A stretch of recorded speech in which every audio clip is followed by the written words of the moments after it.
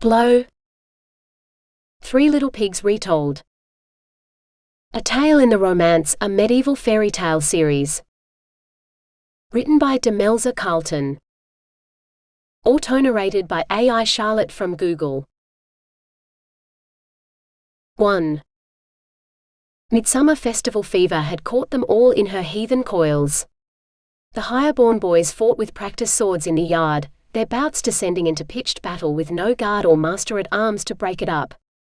Rudolf found himself stunned in the dust, unnoticed by the others as they pursued longer-held grudges against boys they knew, and he scrambled to his feet. Retreating from the yard seemed the most chivalrous thing to do, for he had more training than most of them, though not enough to stop the fight like his cousin Rudolf might have. Outside the walls, pine had been piled up for the bonfires, huge as haystacks, that would be set alight after dark to feed some ancient beastly god. Now, the fresh, life-giving scent of the pine lay sharp over the bed of long-dead peat from the bogs, reminding him of the inevitability of death, even in the bright summer sun. His thick furs itched in the unaccustomed heat that was so little like home, but he did not dare take them off. They marked him for what he was, a Viking prince among these islanders, who wore linen and leather that was surely more suitable for summer. Peat smoke spiraled in a dark prayer to heaven as it roasted pork to what he hoped would be perfection. The rich smell took him back home, to his farewell feast and the roasted beast that had been Rudolf's first kill. Oh, now that had been a feast! Could these foreigners match it? The crack of what sounded like a spitting cat forced his eyes open. No, it was just the beast's flesh spitting at the coals that roasted it, like its last act of courage before the old gods took it to Valhalla. Did pigs go to heaven though, he wondered. The men of the new faith said no, but he didn't know enough about the old to be sure. Hogs probably went up to the great feasting table in the sky, much like their bodies had here. Such was their fate, as this exile was his. At least he was not a pig, however much he roasted in his northern clothes. He headed away from the clamor, toward the cliffs. "Boy, boy," an imperious, elderly voice called. Rudolf turned. He'd learned the hard way not to ignore an old woman's commands.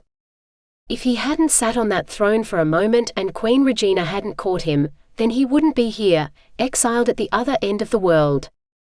Better alive than dead though, and alive he could train more so that one day he could better serve his king. The man whose backside belonged on that cursed throne. If the approaching woman was Queen Regina, Rudolf would have run. As it was, he forced himself to hold his ground. The woman everyone called Nurse limped up to him. "Have you seen them? Wee devils they are.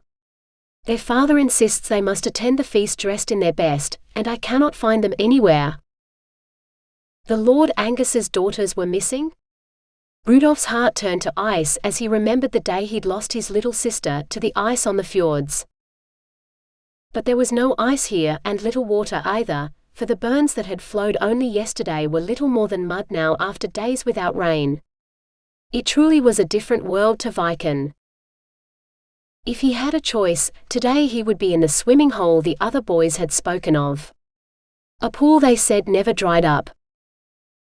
A place deep enough for a little girl to drown.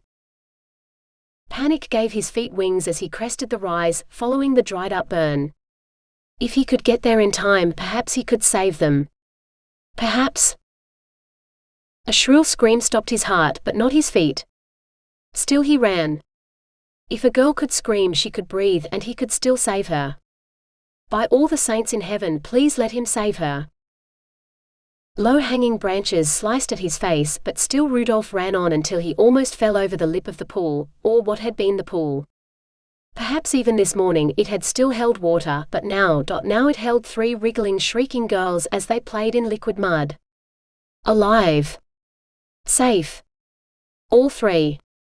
Portia, Lena and Ali, so covered in mud he couldn't tell them apart, not that it was an easy matter anyway, given the girls looked identical. Rudolf's heart dared to beat again, and he took a deep breath. "Nurse," he shouted. "I have found your 3 little pigs." 2. You fought well today, and you have a knack for commanding men.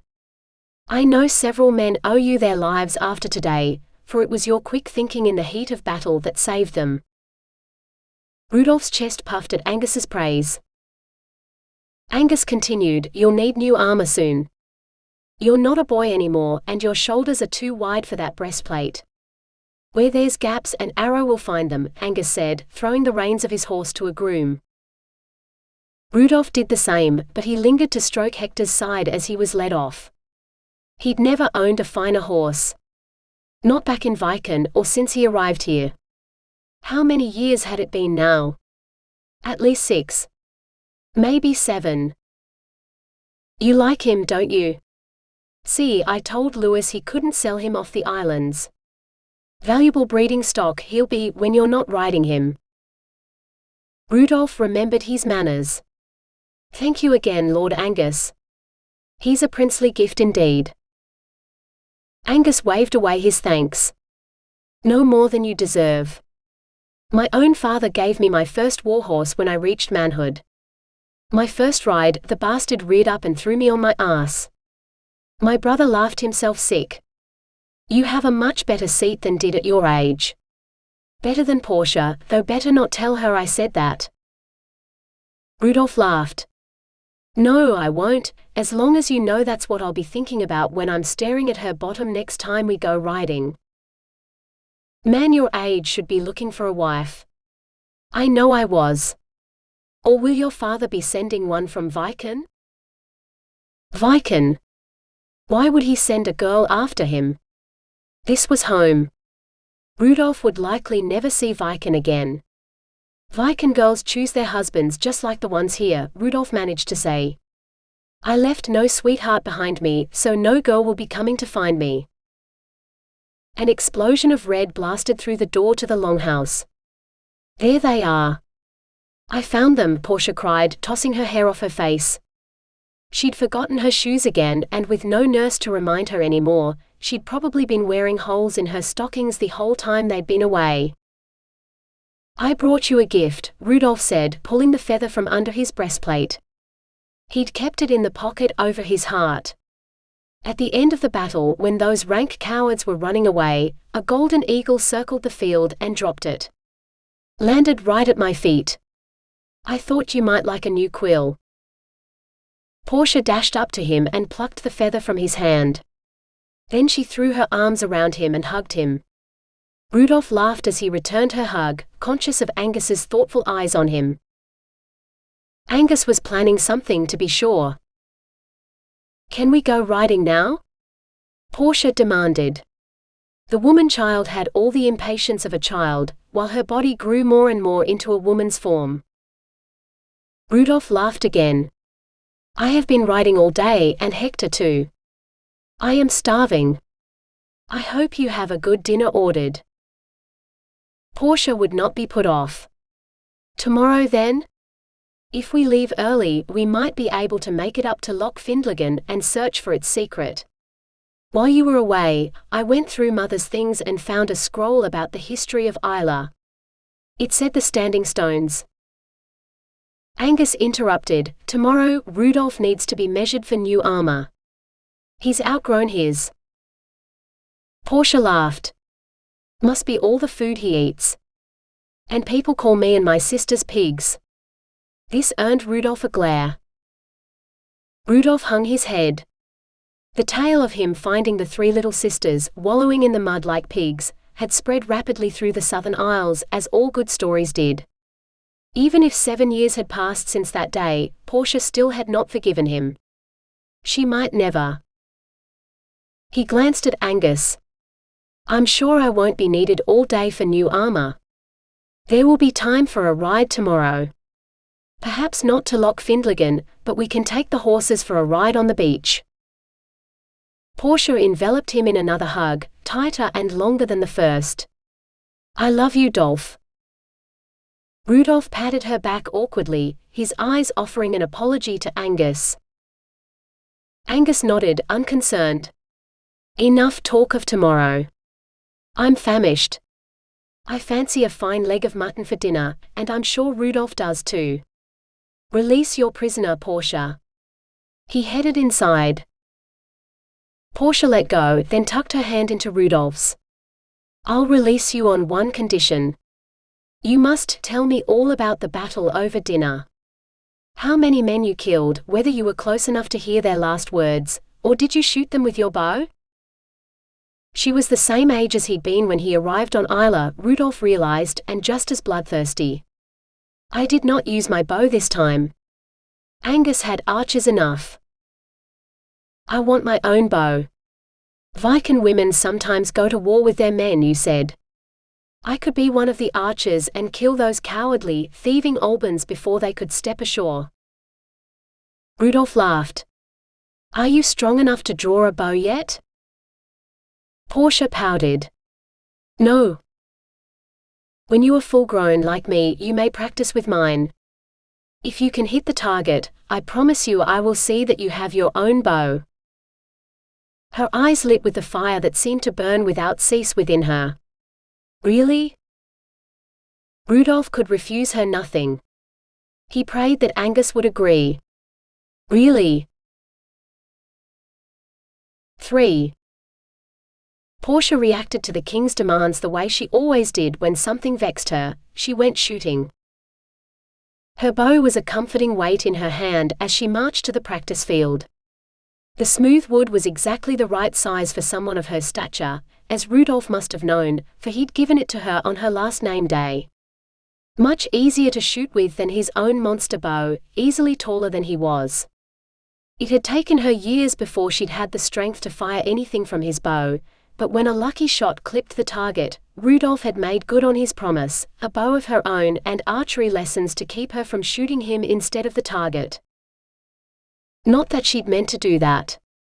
The arrow had accidentally gone through his boot, and she'd told him so. She wasn't sure he believed her though. She sighed and took aim. She emptied her quiver in record speed, wishing the plain wood target had a picture of the king's face painted on it. She did not even know what the bastard looked like. She imagined King Donald as old and fat with thinning hair, a petulant fool who demanded things that were not his, like the spoiled child he'd once been. She fitted an arrow to the bowstring. How dare he try to claim her lands? Her father's lands truly, but hers too, for she was his firstborn. She drew the arrow back. How dare he insist they pay him tribute? A man who had no right to their lands, or the fruit from it. She sighted along the arrow, blowing out her breath in a rush. How dare he call their people foreigners? How dare he? She released, and the arrow flew toward the target. It lodged in the side, so close to the edge that it only hung there for a moment before it fell to earth. That sorry excuse for a king had no claim on. Portia stomped her foot for emphasis. Looking at the target, I wondered if Ali had picked up a bow for her annual archery practice. But Ali doesn't stamp her foot like that. Rudolf gestured at the target across the field. Are you feeling sorry for the target, Portia? Trying not to hit it because hitting it would be cruel? Portia's face turned as red as her hair. Trust Rudolf to bring that up. No one else remembered something that happened 10 years ago except him. I still think butchering pigs is cruel, but nothing I can say or do will stop it, for the rest of you will still eat it. So will I, and be properly thankful to the animal that gave its life so that we may eat its flesh. She sounded like the priest at last Sunday's Mass, and she knew it. Before Rudolf could tease her for that too, she continued, It won't matter if I miss my target anyway. Men all bunch up in an army, so if I miss one man, I'm bound to hit the one beside him. He laughed. Since when are you riding to war?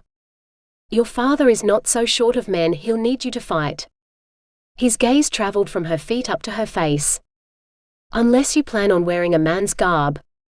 There's many a man on the island who's dreamed of seeing you without your gown, but I'm sure none of them imagined you'd be wearing armor. Just as her blush faded, it flamed into life once more. Only Rudolf could say these things with such brutal honesty, without apology. Not for the first time, she wondered if he'd been one of those dreaming men. Men who would soon be off to war, with no time to dream of anyone, she told herself sternly. I have no need to ride to war. Raiders come in boats when they see fit, and if the menfolk are not at home, then it falls to us women to defend our homes." Rudolf inclined his head. "So it does. Here in the south, right up to Viken in the north. But your father will never leave you here unprotected, and you will always have me." He drew a dagger from his belt and sent it flying toward the target. He hit the center. "I will defend you with my life, Portia." That serious look in his eyes heated her all over again, but not just her face this time. There was something about Rudolf that lit a fire inside her. The kind of fire she liked but could never stoke. "I'm sure my father will be very grateful for your service," she said sweetly.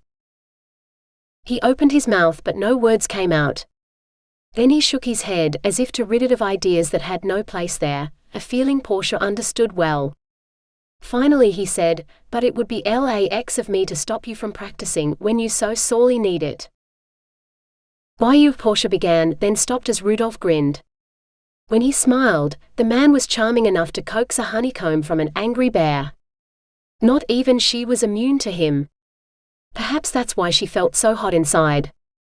"Help me retrieve my arrows then." Rudolf pulled the lucky few from the target, while she hunted through the grass for the rest. When the quiver was more than half full once more, she marched back to where she'd left her bow.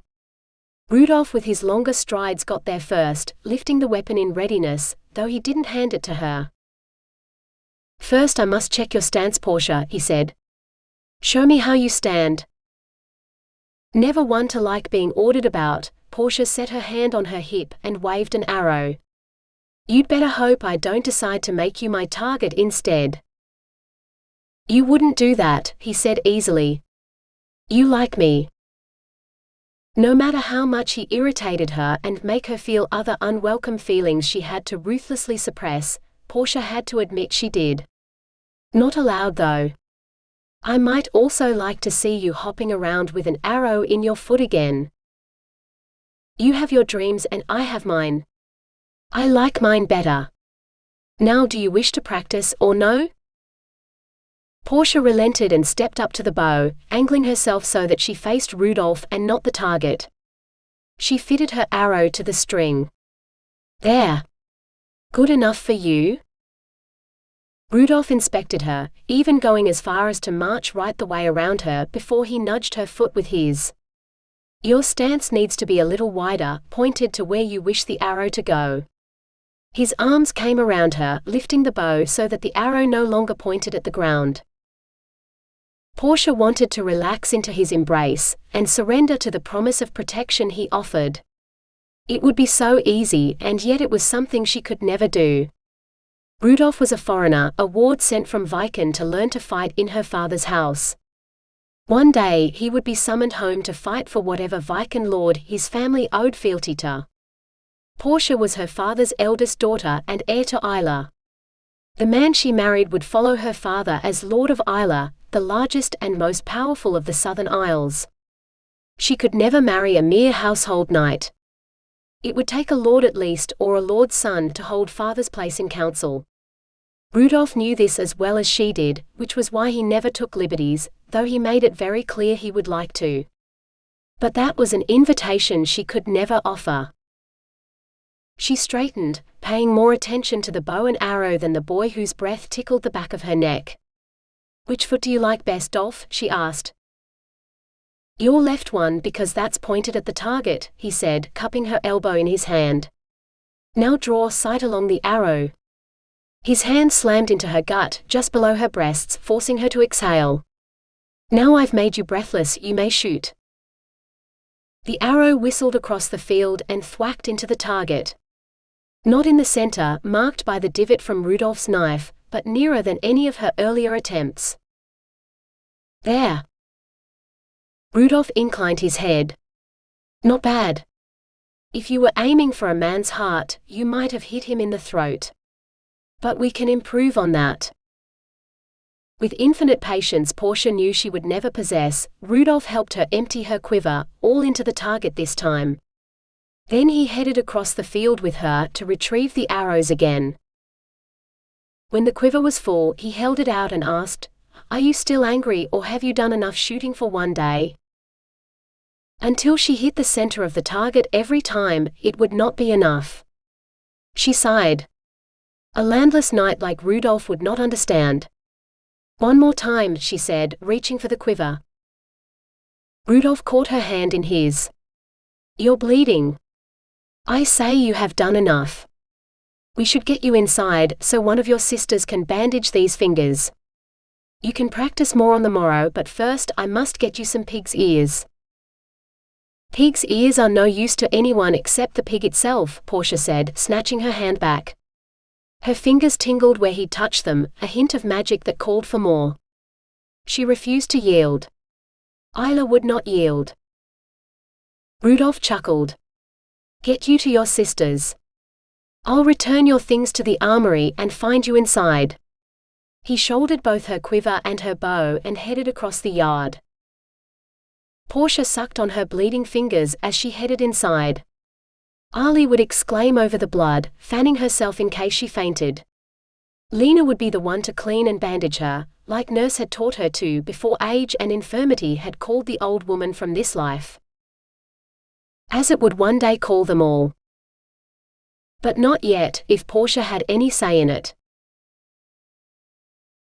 4. The moment Ali spotted Rudolf, she cried, "Dolph will go to war to save us. Won't you, Dolph?" Portia hushed her. She might only be a few minutes older than her sisters, but sometimes the difference felt like years. "If you ladies need saving, I would be honored to be of service," Rudolf said as he approached. He met Portia's eyes without a hint of laughter and bowed low. "From what must I save you? Is there another spider?" Lena laughed. "No, only Portia screams at spiders. This time it's some pompous king demanding tribute from all the island lords which they will not pay." "That's no way to talk about your liege," Rudolf said mildly. "I've never heard anyone call King Harold pompous before." "That's because it's not him." Ali giggled. "It's some silly foreigner called Donald. He calls for tithes and men to combat what he calls our foreign invaders, so that he might help us make the Southern Isles great again." "Nay, he wants to make Alba great again, but he insists we are an important part of it," Lena corrected. Portia frowned. "Important enough to attract his interest, because he thinks we might offer him men or money. No king has ever offered us anything we didn't have to pay for. Not King Harold or this Donald. The lords of the Isles know this and they will refuse him, which will mean war. The lords are in the right of it. The Isles are under Harold's protection and they do not belong to some man called Donald. If he wants them, he will have to fight for them and pay dearly," Rudolf declared. Now Portia thought of it, he did sound like one of the lords. Somehow, over the years, Rudolf the boy had turned into a man, or at least something like one. A pity he would never be one of them. Because if he was, perhaps this Donald should just ask to marry Portia. We all know no man on the islands is good enough for her, for she turns her nose up at all of them. Would a king suit you, Portia? Ali teased. Rudolph's eyes were upon her, and Portia found she could not meet them. Father knows as well as I do that I can only wed a man who can hold the islands. Hold them and defend them like he has. All this Donald has done is blow wind at us, and the Isles have withstood greater gales than anything he's thrown at us thus far. I will wed when a strong enough man presents himself, and not before. See? Portia will never marry for love. Or she'd have picked Rudolf long ago, Lena declared with a smile. Ali dissolved in a fit of giggles, falling back to kick her legs in the air. Once again Portia felt far too hot. She rose and marched out of the room, the sound of her sister's laughter following her. And booted footsteps. Rudolf, of course. Portia, he began cautiously as if wishing to warn her of his presence. She turned and held up her hand to halt him before he said any more. My sisters like to joke at my expense. And yours. I'm sorry if their levity sounds insulting to your ears. You are a strong and skilled warrior. Both my father and I know that. So do my sisters, I think. But when we hear whispered news of war, well, you see how we react. Lena will pick herbs to dry for every wound and ailment imaginable, and fill the cellars with all the food she can possibly preserve. Ali. She will make light of everything as she always does, for laughter is her way. And you shall shoot things, because even if every man on this island dies in battle, you will still defend it while you have breath left in your body, Rudolf finished for her. Isla is your home, and the Southern Isles are your kingdom as much as Harold holds Vicon or Donald does Alba. Now it was Portia's turn to laugh. No one understands me the way you do, Dolph. I swear it is as though you have some magical power to see into my head. I'm glad I didn't shoot you. Rudolf laughed with her. I'm glad you didn't shoot me either. If it comes to war, I hope I am never on the opposing side to you and your father. I meant it when I said I would protect you. He held out his hand. Here.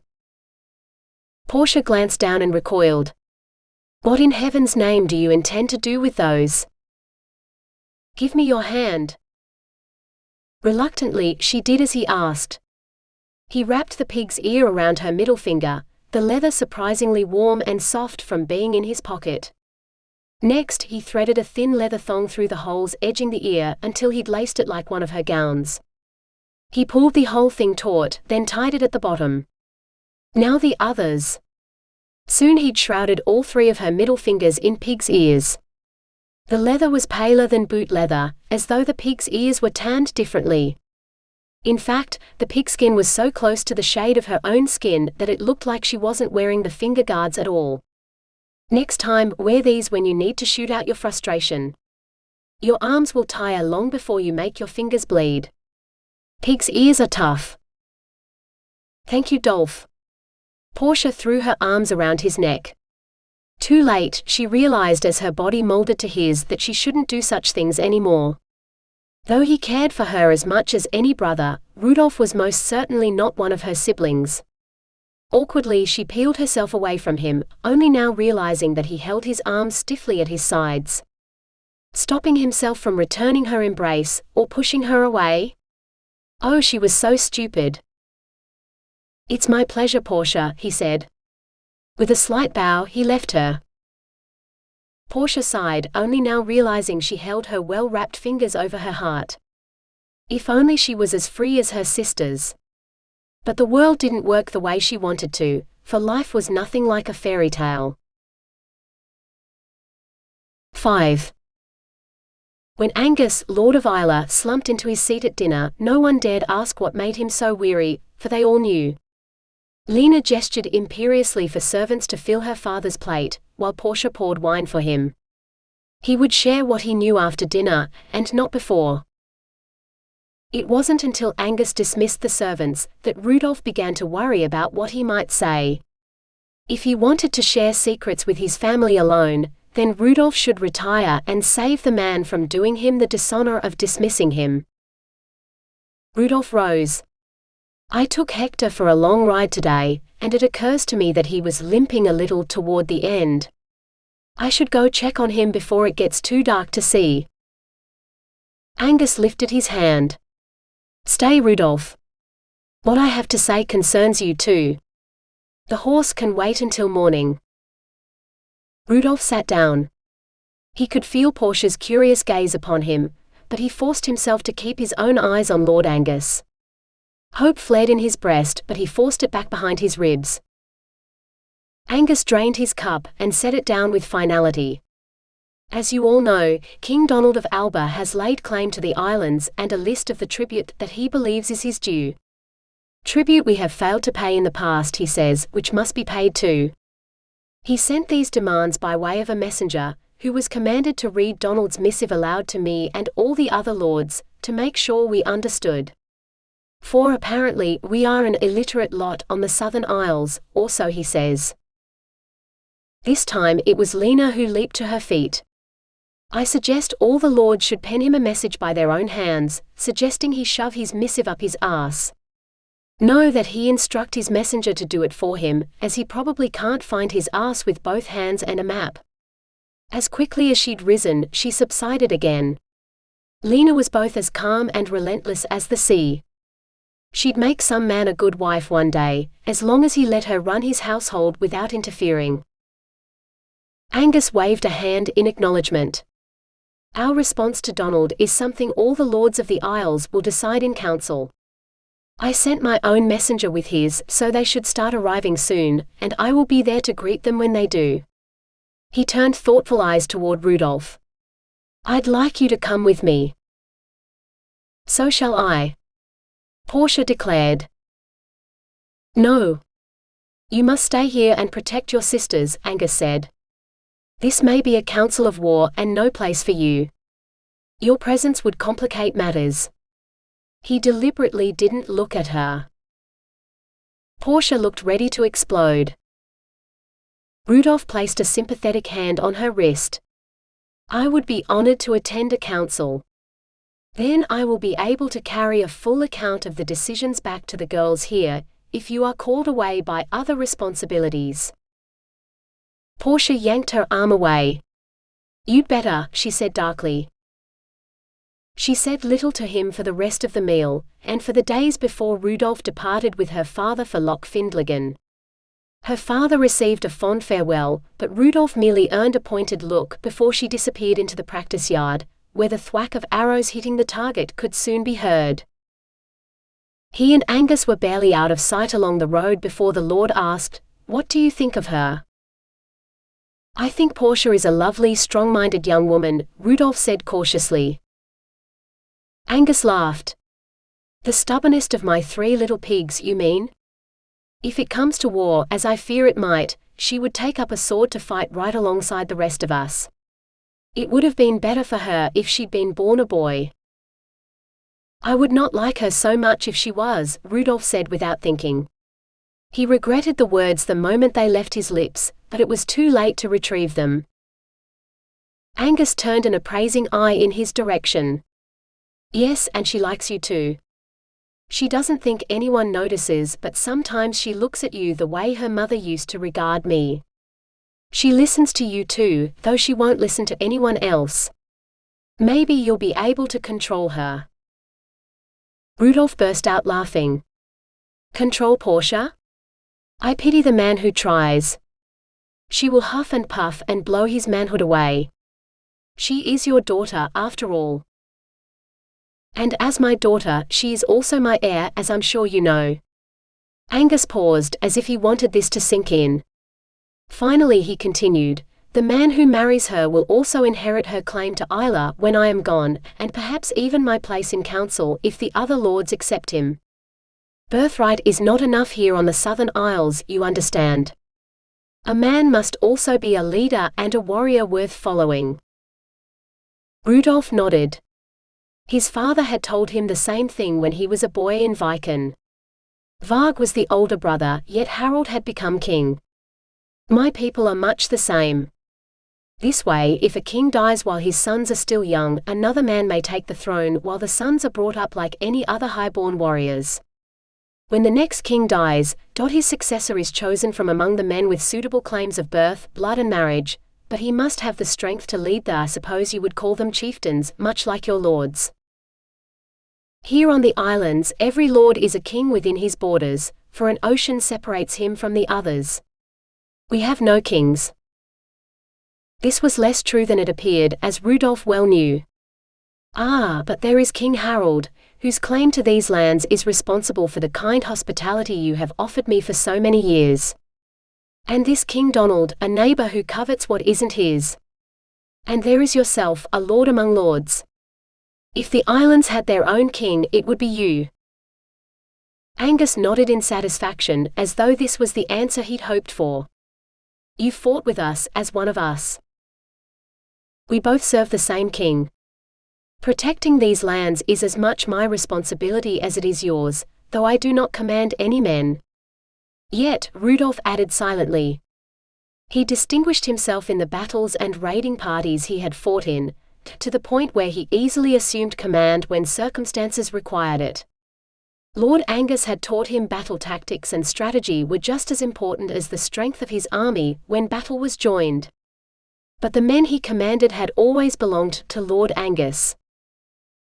Unlike his father, who commanded all the armies of Viken and the ships too.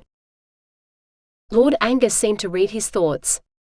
You fight well in the field, and the men follow you. That is no small thing in a land like this one. You understand battle tactics better than most, both on and off the field. Rudolf was not accustomed to such high praise. It is a while since I have had a worthy opponent. Perhaps you would agree to a chess match while we wait for the other lords to arrive? He patted his saddlebag. I brought mine. Lord Angus shook his head. I think your skills at that game surpassed mine a long time ago.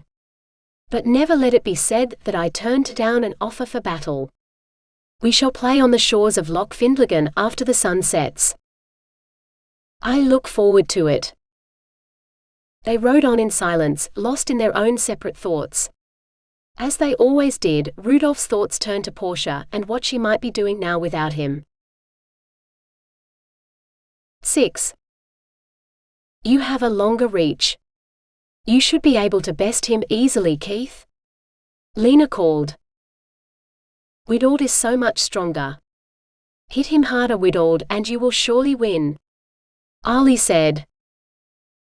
Portia found her sisters watching a mock battle in the practice yard, between two young men who were surprisingly evenly matched. She observed them for a few moments before she realized the men were not really battling at all. All that flexing of muscles, fighting without armor or even shirts, and blows that did not seem to land was a show to impress the two girls. A show that was working, judging by Ali's gasps and Lena's white-knuckled hands as she clutched them to her chest. Your turn, Witald whispered. He hooked Keith's wooden practice sword out of his hand and sent it spinning across the yard, scattering chickens that squawked in protest. I yield, Keith said thickly. At some point, Witald must have landed a blow to Keith's nose, for it was still bleeding. You won. Ali dashed across the yard and wrapped her arms around Witald, who grinned at Keith over Ali's head. Lena beckoned to Keith. Let me see to your wounds. Keith winked back at Witald. Portia pursed her lips and waited. When her sister's ministrations culminated in an invitation to dinner that both men eagerly accepted, she knew the wait would soon be over. Sure enough, the men left the yard to put their weapons away. Does my father know you are trying to seduce my sisters? Portia asked. Keith and Witald exchanged glances, then bowed. No, Lady Portia. Neither seemed to want to look at her. What do you think he will say when I tell him? Portia said. Witald lifted his head to meet her eyes. When I ask for Lady Ali, I would hope Lord Angus supports my suit. And mine for Lady Lena, added Keith.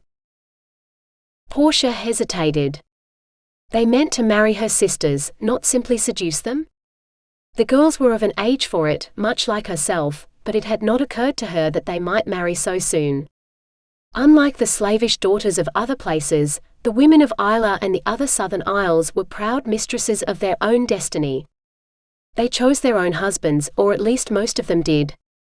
Even Portia's father could not force her to marry a man not of her choosing. Though the council might put pressure on him and hence her if they had a man in mind. Perhaps that was why he had left her here. He wanted to discuss possible husbands for her with the council. We know how many suitors there are for your hand, Lady Portia. Lena and Ali might not have the same claim as you, but they are no less beautiful, Keith continued. Of course they were. The three girls were identical in appearance, if not disposition. Little wonder that people had called them the three little pigs when they were children, for most people couldn't tell them apart. Her sisters deserved to be happy with men who loved them. They could do much worse than these two. Portia herself might do worse, what with war coming and all. She would not let her choice place Isla in danger. I wish you good fortune, Portia said finally, but not fertility. Not yet. With a sharp look at them, she marched off. But in the back of her mind, a tiny seed of doubt took root. For the first time, she dreaded her father's return. 7. Lord Louis was the first guest to arrive at Loch Findlagan. His companion was a messenger from King Harold, who had much to say to the council. Lord Angus glanced at Rudolf, then took the messenger for a walk around the lakeshore, so that they might discuss weighty matters in private. Rudolf burned with curiosity as he watched them go, so he jumped when Lord Louis's arm landed heavily on his shoulder. Let them go, boy. We'll find out what they have to say in council soon enough. Who are you? I don't remember Angus having a son. You look older than those girls of his. Rudolf gave Lord Louis his full attention. I'm Rudolf, Lord Angus's foster son. From Viken. Lord Louis clapped him on the back so hard it would have tipped a lesser man over. Thought so. My mother came from Viken and insisted on marrying an islander, for she declared she wanted a man who wasn't a blonde behemoth. She was a shield maiden on one of your dragon ships, but she was fonder of the shield than the ship, and she liked my father more than fighting, so when her brothers departed, she stayed. Viken women are as fierce as the women here on the islands, Rudolf agreed. They have the same strong spirit. I'm sure that's why she stayed. Lord Louis winked. Spirited island girls, Methinks you have one in particular in mind. For a moment, Rudolf thought he might blush as brightly as Portia. Except no one could outdo Portia at that. He fought to keep his voice light as he said, I have no bride yet, Lord Louis. While I am dependent on the kindness of Lord Angus, so far from my family, I have little to offer a lady. Lord Louis made a great show of clearing his throat. It was clear he didn't believe Rudolf. Best to change the topic. Did your mother ever teach you Viken war games? Rudolf asked. I have a chess set I brought from home. Lord Angus and I sometimes play in the evenings. I'd be happy to give you a lesson in how to play if you like. Lord Louis laughed. I haven't played that in years. Fetch your set, and we'll see who teaches a lesson to who. Despite his claim of not having played in a long time, Lord Louis proved a formidable opponent, and Rudolf lost more games than he won. By the time the other lords arrived to occupy Lord Louis's attention, Rudolf was more than happy to beat a strategic retreat. Lord Angus caught him packing his chess set deep in the bottom of his saddlebag. Don't feel too bad. Lord Louis has such a passion for the game, I have yet to see him lose. If you wish for a fairer match, where you have a chance to win, perhaps you and I can play after the council meets. Lord Angus was rarely wrong, but this was one occasion Rudolf was happy to tell him so. Actually, I won several games. Almost half. Rudolf couldn't keep the smugness out of his tone. Lord Angus laughed. Then I had best watch out lest Louis try to steal you from my household. Nothing he has to offer could entice me to agree to that, Rudolf replied. There was no place for him in any household that didn't hold Portia. Lord Harris hailed Angus, who clapped Rudolf on the shoulder with a vague, good man, before he headed off to join his newly arrived friend. A fleet of fishing boats ferried the assembled lords across the lake, to a tiny bare island where two men were hastily erecting a sort of canopy to keep the rain off. Most of the lords' men had been left on shore with the servants, who busied themselves preparing food for the assembly. The fire pit glowed to life and already a pig was turning on the spit, which would hopefully be ready by the time the council meeting was over. Rudolf expected to be part of the shore party, but Angus had refused to board a boat until Rudolf was on it, so he sat in the bow, facing the green mound that didn't seem grand enough to be Council Island. The grass grated under the fishing boat's hull. Automatically, Rudolf leaped out onto the waterlogged turf to help pull the craft further out of the water, so that Lord Angus wouldn't get his feet wet. Of course Angus didn't care, for he squelched down right beside Rudolf. "Good show," Angus whispered as he strode past to the top of the hill. It took Rudolf a moment to realize what Angus meant. The other boats held off, waiting for Angus before they dared to set foot on the Holy Isle, which had been the place of council meetings for as long as anyone could remember. It was said that the druids and chieftains of 1,000 years ago planned their campaigns against foreign armies on this spot. And he'd been the first to step onto it, not Angus. Why hadn't Angus warned him? Unless he'd wanted Rudolf to precede him.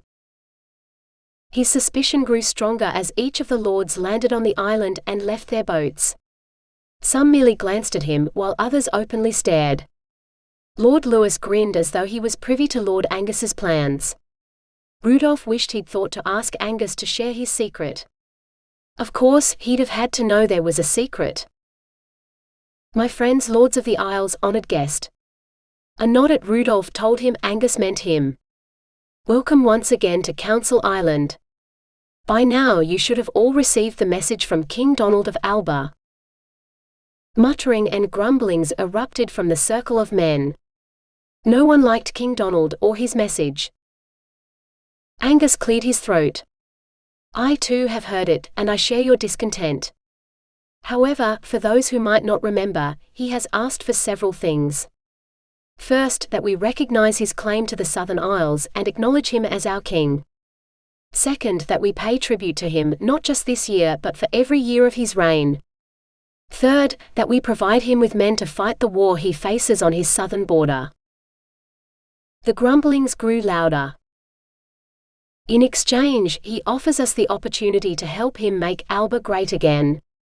He will send men to help us drive out the Viking people who have settled among us, and when they are all gone, the men will help us build walls to keep foreign invaders out." Angus held up his hand for silence. "And he has offered one of his sons as husband for Lady Portia, who he insists must travel to Alba, where she will stay." Rudolf jumped to his feet. "Portia will never agree to that," he shouted. But Angus never heard. Every lord was just as loud, so the cacophony of sound as the rulers vented their displeasure to the sky with shaken fists and colorful language drowned out individual voices. They were a rumble of thunder, heralding the storm to come. But Angus was not the Lord of Isla for nothing. He waited patiently, letting the men rage until the volume subsided. Slowly, they sank back onto their benches. All except for Lord Lewis, whose planted feet turned him into a mighty tree that would not be budged. "If you're going to throw out Vikings, then you may start with me," he roared. Silence fell. Most of the men looked shocked. Angus's expression never changed. They'd cooked this plan up between them, Angus and Lewis. Rudolf realized, impressed. This could only be the beginning. He settled down to watch what he knew would prove to be an intriguing show. "My mother was a Viking." "Mine too." "My grandfather came from Viking." "My sister married one." Around and around it went, until every man had declared his relationship to some Viking or other. Vikings had lived among the southern islanders for centuries, Rudolf knew, so over the last 400 years, everyone on the islands had some Viking blood in them. It had been a long time since they'd been foreigners to him. Angus broke the thoughtful silence. This council made an agreement with the Viking king, and Eric, who has long since gone to his heavenly reward. We would share the islands with his people, and they would defend us against invaders. We would stand together to defend our home. He stared around the circle, taking care to meet every set of eyes for a moment until he had them all. King Harold sits on Eric's throne now, and we no longer share this soil with the council members who met on that fateful day. But we do stand with one of his descendants. Angus motioned for Rudolf to stand. Prince Rudolf Argson is Harold's nephew. He came to my household as a boy, but he is now more than man enough to fight beside us as a member of my family, which he has. Often. His interrogatory stare swept around the lords again. King Harold is not here, but his nephew is. Prince Rudolf, what do you advise the council to do? He'd caught Rudolf unprepared, and Angus knew it. Rudolf wet his lips. I would advise, the lords assembled here to honor your agreements. Oath-breakers are reviled on Viken as much as they are here. Is my uncle such a poor ruler that your oaths are worthless to you, and you will choose to buy another king of whom you know nothing? And not just with money and goods. You would buy him with the lives of your men, the virtue of your virgin daughters. For if he sets his sights on the lady Portia, none of your daughters will be safe. What do we care for the greatness of our neighbors, who would drive a wedge between our combined peoples, and build walls for which there is no need? We do not need Donald or anything he has to offer, and I would advise you to tell him so. Several men roared their agreement, but others remained silent. When the roars had died down, one man clambered to his feet, tugging his beard as though checking it was secured to his chin. You have something to say, Lord Callum? Angus asked. The bearded man nodded. I do. It is clear the boy is Harold's man, however long he has lived under your roof, and of course his loyalty is to his king. To his family. I consider Lord Angus as much family as those I left behind in Viken, Rudolf said. Angus waved him into silence. Please continue, Lord Callum. Callum nodded, then said, I have no desire to be an oathbreaker, but I made no such oath to King Eric or Harold or whoever the Vikings have sitting on their throne. The council who made that long ago oath did so to ensure a lasting peace that we have known for generations. If a similar oath to King Donald now would bring a similar peace, while keeping to old agreements can only lead to war, should we not take the olive branch that is offered and forge a new agreement? Another man rose. Lord Rowe? Angus prompted. Lord Rowe inclined his head in acknowledgement. Donald isn't offering an olive branch. He's handing us a poisoned chalice. There's no promise of peace in his offer. He starts by wanting to make war on our own people, for Viken blood runs in all of our veins. Then he finishes with a demand for our men to fight his wars, which do not concern us. Donald is offering us war where we currently have peace. Harold does not ask for our daughters or our sons, he demands no hostages he can hold against us. I am with Lord Angus. He sat down smiling as the other lords clapped. All but Callum, whose expression had twisted into a sneer. You're only kissing Angus's ass so he'll let your lackwit son marry his daughter. He turned and lifted his tunic, baring his own hairy ass to emphasize his point. It took several cries of "put it away" and one "no one wants to kiss your hairy butt cheeks, you old walrus," before Callum finally sat down. Lord Harris, a giant of a man who didn't need to stand to be taller than the rest, cleared his throat. Whether we choose Harold or Donald or declare some other poor fool king, I want one thing to be certain. Lady Portia must remain protected here on the Southern Isles, for as long as she lives. Several men shouted their support, and a grateful Angus called for a vote. In the resulting hubbub, Lewis shuffled close enough to Rudolf to allow him to mutter, "Watch this well. Any man with an unmarried son will side with Angus. Those with none or too many daughters they wish to marry well will take Callum's side." The lords divided and Lewis kept up his commentary, "Spinster daughters doesn't like Vikings because his wife ran off with one, and Callum." The other men argued loudly with one another, trying to persuade the others to cross to their side. Rudolf lowered his voice. "Why does Callum hate Angus so much?" Lewis glanced from one to the other. "Callum thinks he should be Lord of Islay, not his younger brother. But Katrina chose Angus, then died early in their marriage after giving birth to 3 girls, and Callum has never forgiven him. If Angus supports something, Callum will oppose it." Angus counted the men on each side. The council votes to support Lord Harris's suggestion. "My daughter will be protected here on the Isles." "How do you propose to do that?" Callum drawled. "Everyone knows the story of the 3 little pigs.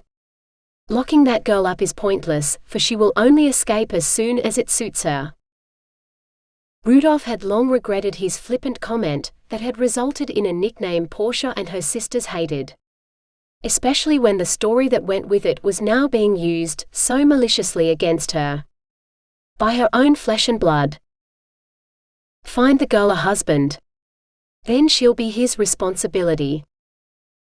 Rudolf couldn't tell who had spoken, but he was soon drowned out by offers of sons, nephews, and in the case of Lord Dand, the young lord himself. He wanted to shout at them all to be silent. Portia would have screamed it, and then delivered a scathing lecture on where they could stash their manhoods, if in fact they still had them when she was done. Angus had been wise to leave her at home. Rudolf wished he didn't have to witness this. Lord Louis cupped his hands to his mouth. Why not forge an alliance with Harold's family? The young prince here isn't married, so why not make him truly a member of Lord Angus's family by giving him to the girl? Rudolf had a sudden vision of himself wrapped in a giant red ribbon, being presented to Portia. At the very least, it would make her laugh.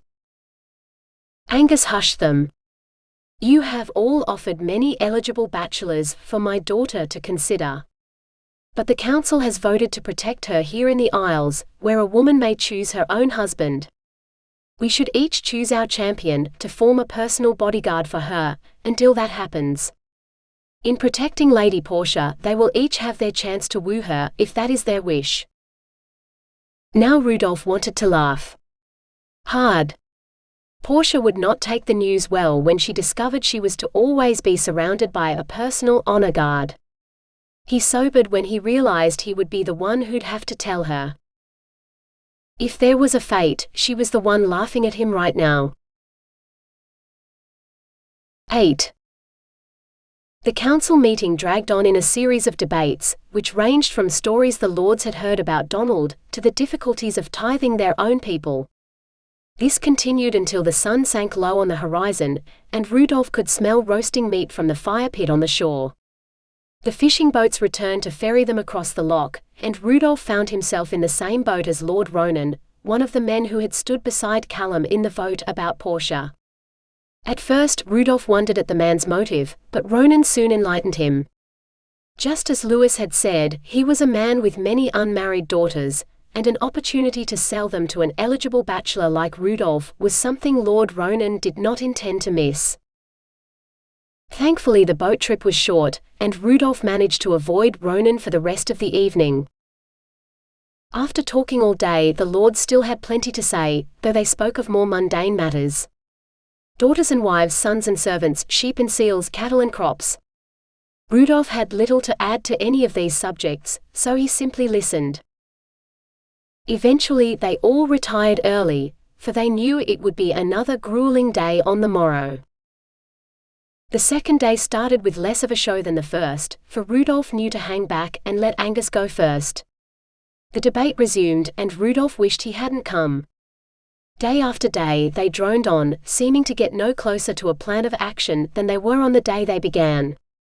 Yet there were useful suggestions amid the filibustering. Slowly but surely each man realized what Portia had known instantly, that whatever action they took, it would lead to war. Sometime on the fifth day, Rudolf was roused from his doze by an elbow administered to his ribs. He instantly regretted his late-night chess match with Louis, whose sharp elbow was probably a dig at revenge for Rudolf's win last night. Feeling the entire council's eyes on him, Rudolf ventured, "Could you repeat that?" Angus looked amused.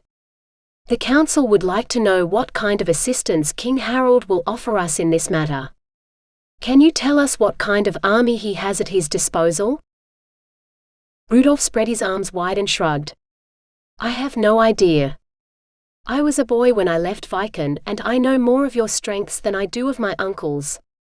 Men have died in battle, old men who did not have retired. Boys have become men and taken the places that belong to greybeards. To know my uncle's true strength, you would have to ask him." Lord Harris said, "Never mind the numbers then. Do you believe your uncle will offer men to help defend the Isles against Donald?" Angus stared at him hungrily, expectantly. Rudolf wished he knew what the man wanted him to say. But he did not, so what Rudolf said was, "I would have to ask him." Angus jumped in before any of the other lords could.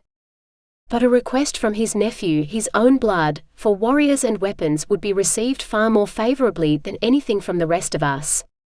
I propose that Rudolf make contact with his kinsman in order to enlist his support. Angus surveyed the circle. Any man who doesn't agree, raise a hand. Only Callum's hand waved like that of a drowning man for a moment before dropping limply into his lap, defeated. Angus produced a scroll and began to read from it. Amid all the waffling, Angus had paid attention to every word of their discussion. And from it, he had distilled a powerful liquor that would become their brave plan for the future. Defenses would be shored up, more weapons would be made, supplies of food and drink would be stored, and they would remain vigilant. There was no mention of Donald or even Harold. In short, they would do nothing new. They would continue as they always had, preparing for an attack that might never come, but remaining in readiness for when it did.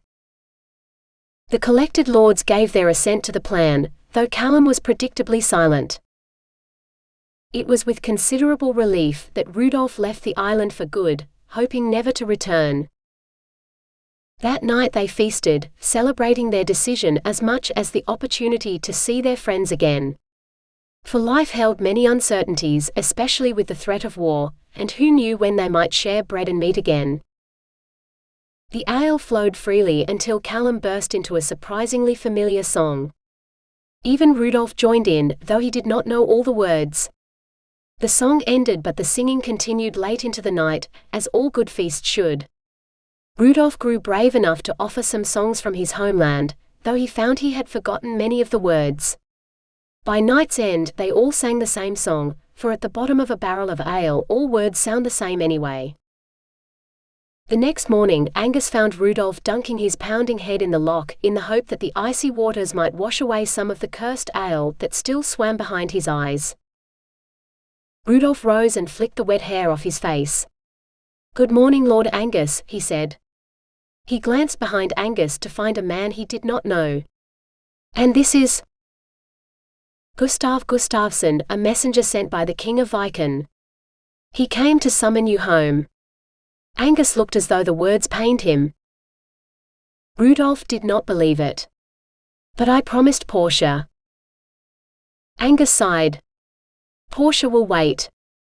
More important is the help we seek from your uncle. I always knew this day would come, though Varg said it would not. Your king has need of you, and so do we. A message he might ignore, but you. He cannot. Tell him what we face. Tell him that we are loyal. Tell him everything that took place during your time here. Tell him we were honored to host you, and that we would be happy to host you again for as long as you wish to stay. You and any Viken men you bring with you." Only now did the worry show in Angus's eyes. "Please, Rudolf. If you have any loyalty or affection for me or my family, I beg you to do this for us." The lump in Rudolf's throat made it hard to speak. Yet speak he must. "I will," he vowed. He squeezed his eyes shut, forcing out the words that cost him so much to say. "Protect Portia for me. That is all I ask. Protect Portia for me, and I promise I will return with all the men I can muster." Angus bowed his head. "I swear I will." Rudolf said his farewells with the rest, smiling and nodding to hide the heavy heart within. By the time the sun was high in the sky, Rudolf was resigned. He would follow Gustav the stranger to his fate. 9.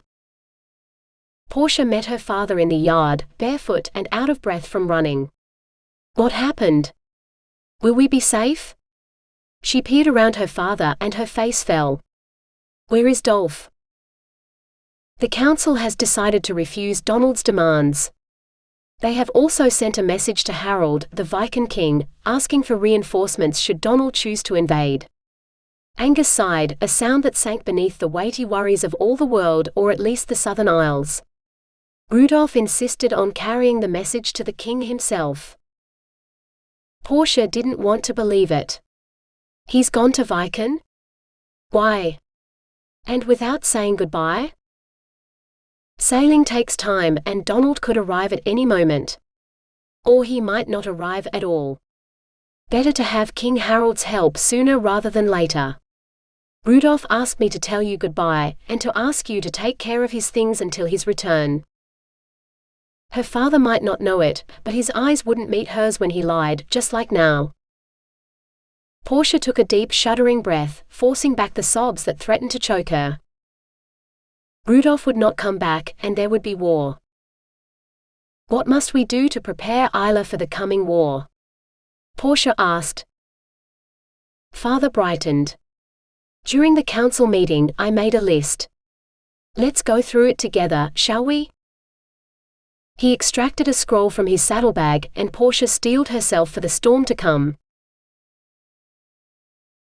10.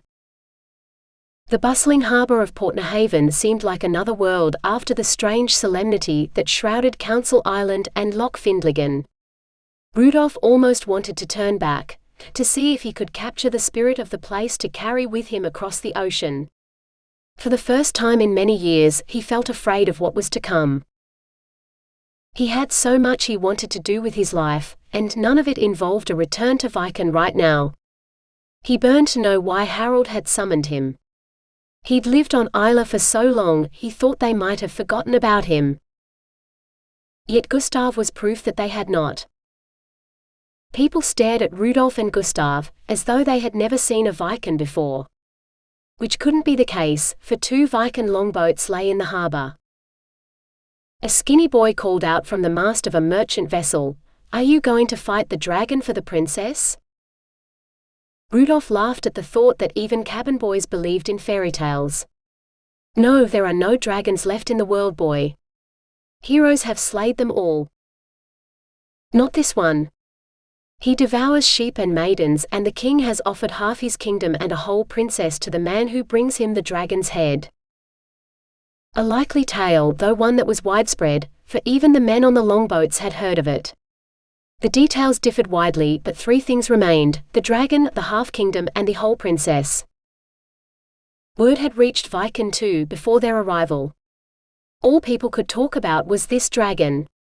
No one seemed to know or care about a looming war for the Southern Isles. Rudolf paid far too high a price for a horse to carry him to the castle gates, where he drew to a halt, not willing to enter in case it was still Regina's realm.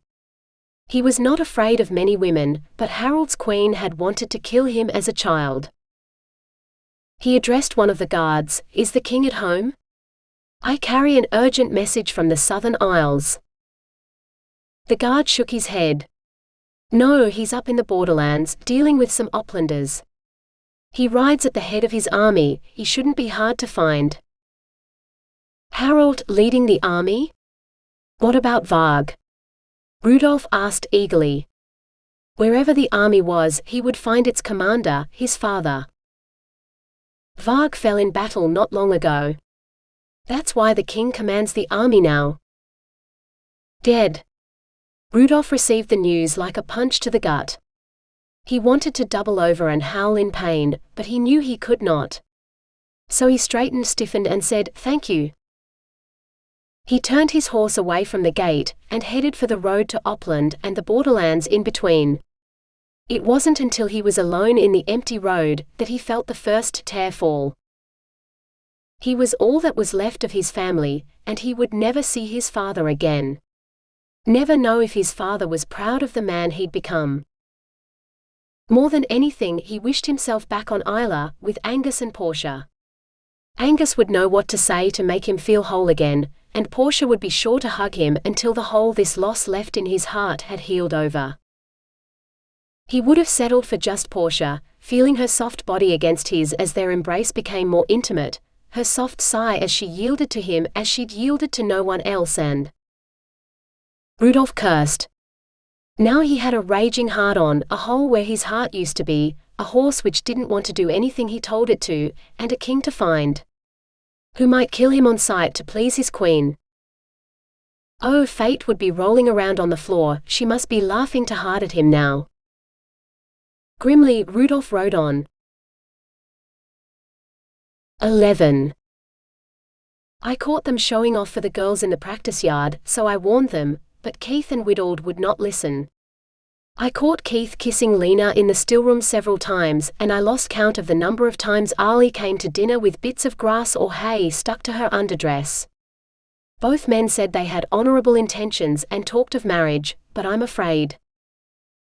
Father cut Portia off. Afraid your sisters might be doing things only married women do? Well, you're all of an age for it. I shouldn't be so surprised. I like having you girls at home so much. I admit I've waited longer than I should have to find husbands for you all, but perhaps I have waited long enough. Both Keith and Whittled are worthy sons of loyal men. I take it your sisters are fond of them? Portia's mouth hung open. Her father wanted to reward them for seducing her sisters? Why yes, she stammered. At least I think so. Lena seemed happy about the kissing, but Arlie only blushed when I asked about the hay. Good, father said. I'll speak to the men myself. If your sisters agree, I will need your help planning the wedding. As soon as possible, I would imagine. Yes, father. Portia struggled to moisten her dry mouth. What about me? If I were to find some man I liked kissing, would you be as happy for me to marry him as you are for Lena and Arlie? She already knew the answer, but she prayed he might be more forthcoming about who he did want her to marry instead. Angus sighed. Portia. You know it is different for you. I would hope that you would stop at just kissing and not let your feelings get in the way of what is best for you, and Isla. There is a lot riding on the man you choose to marry, and with war coming, we must wait and see. A marriage alliance to the right man at the right time might save us. You are too precious to waste. Instead, I must keep you safe. I have spoken to the other lords on the council, and they have agreed to send some of their best warriors to be your personal guard. They will arrive. Father kept talking, but Portia stopped listening. Inwardly, she breathed a sigh of relief that she would not be asked to marry any man yet.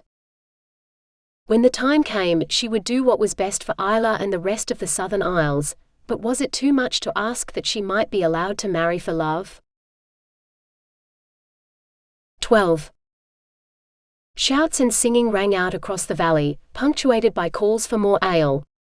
Rudolf was surely home, for that was the sound he remembered most. He'd had to sneak into the feasts he'd remembered, for he'd been too young to attend as a full man before he'd left Viken for the Southern Isles, but now he was a man he could take part in full measure. Would they remember him? Accept him as the man he'd become, or think of him as the boy who'd been banished to the ends of the earth to keep him away from the throne that blood bound him to the same way it bound Redar, his cousin, the man Regina insisted would be the king's heir. They toasted the king's health and courage and long life, fearless roars echoing into the night. This was a victory feast then, for they didn't fear an enemy hearing them. A cheer rose up, then the bonfire flared as someone threw more fuel on top. Now he could see them, a band of men, mostly sitting, though some stood by, and a servant crouched beside a barrel to fill a cup of ale. He'd not tasted Viken ale since he was a boy, and even those sips had been stolen, burning down his throat as he fought not to gag at the taste. Redar had claimed to like it, but then he'd been older, bolder, closer to manhood. Someone peered into the darkness, as though he knew someone watched them. It was now or never. He dug his knees into his horse's side, not wanting to be caught creeping.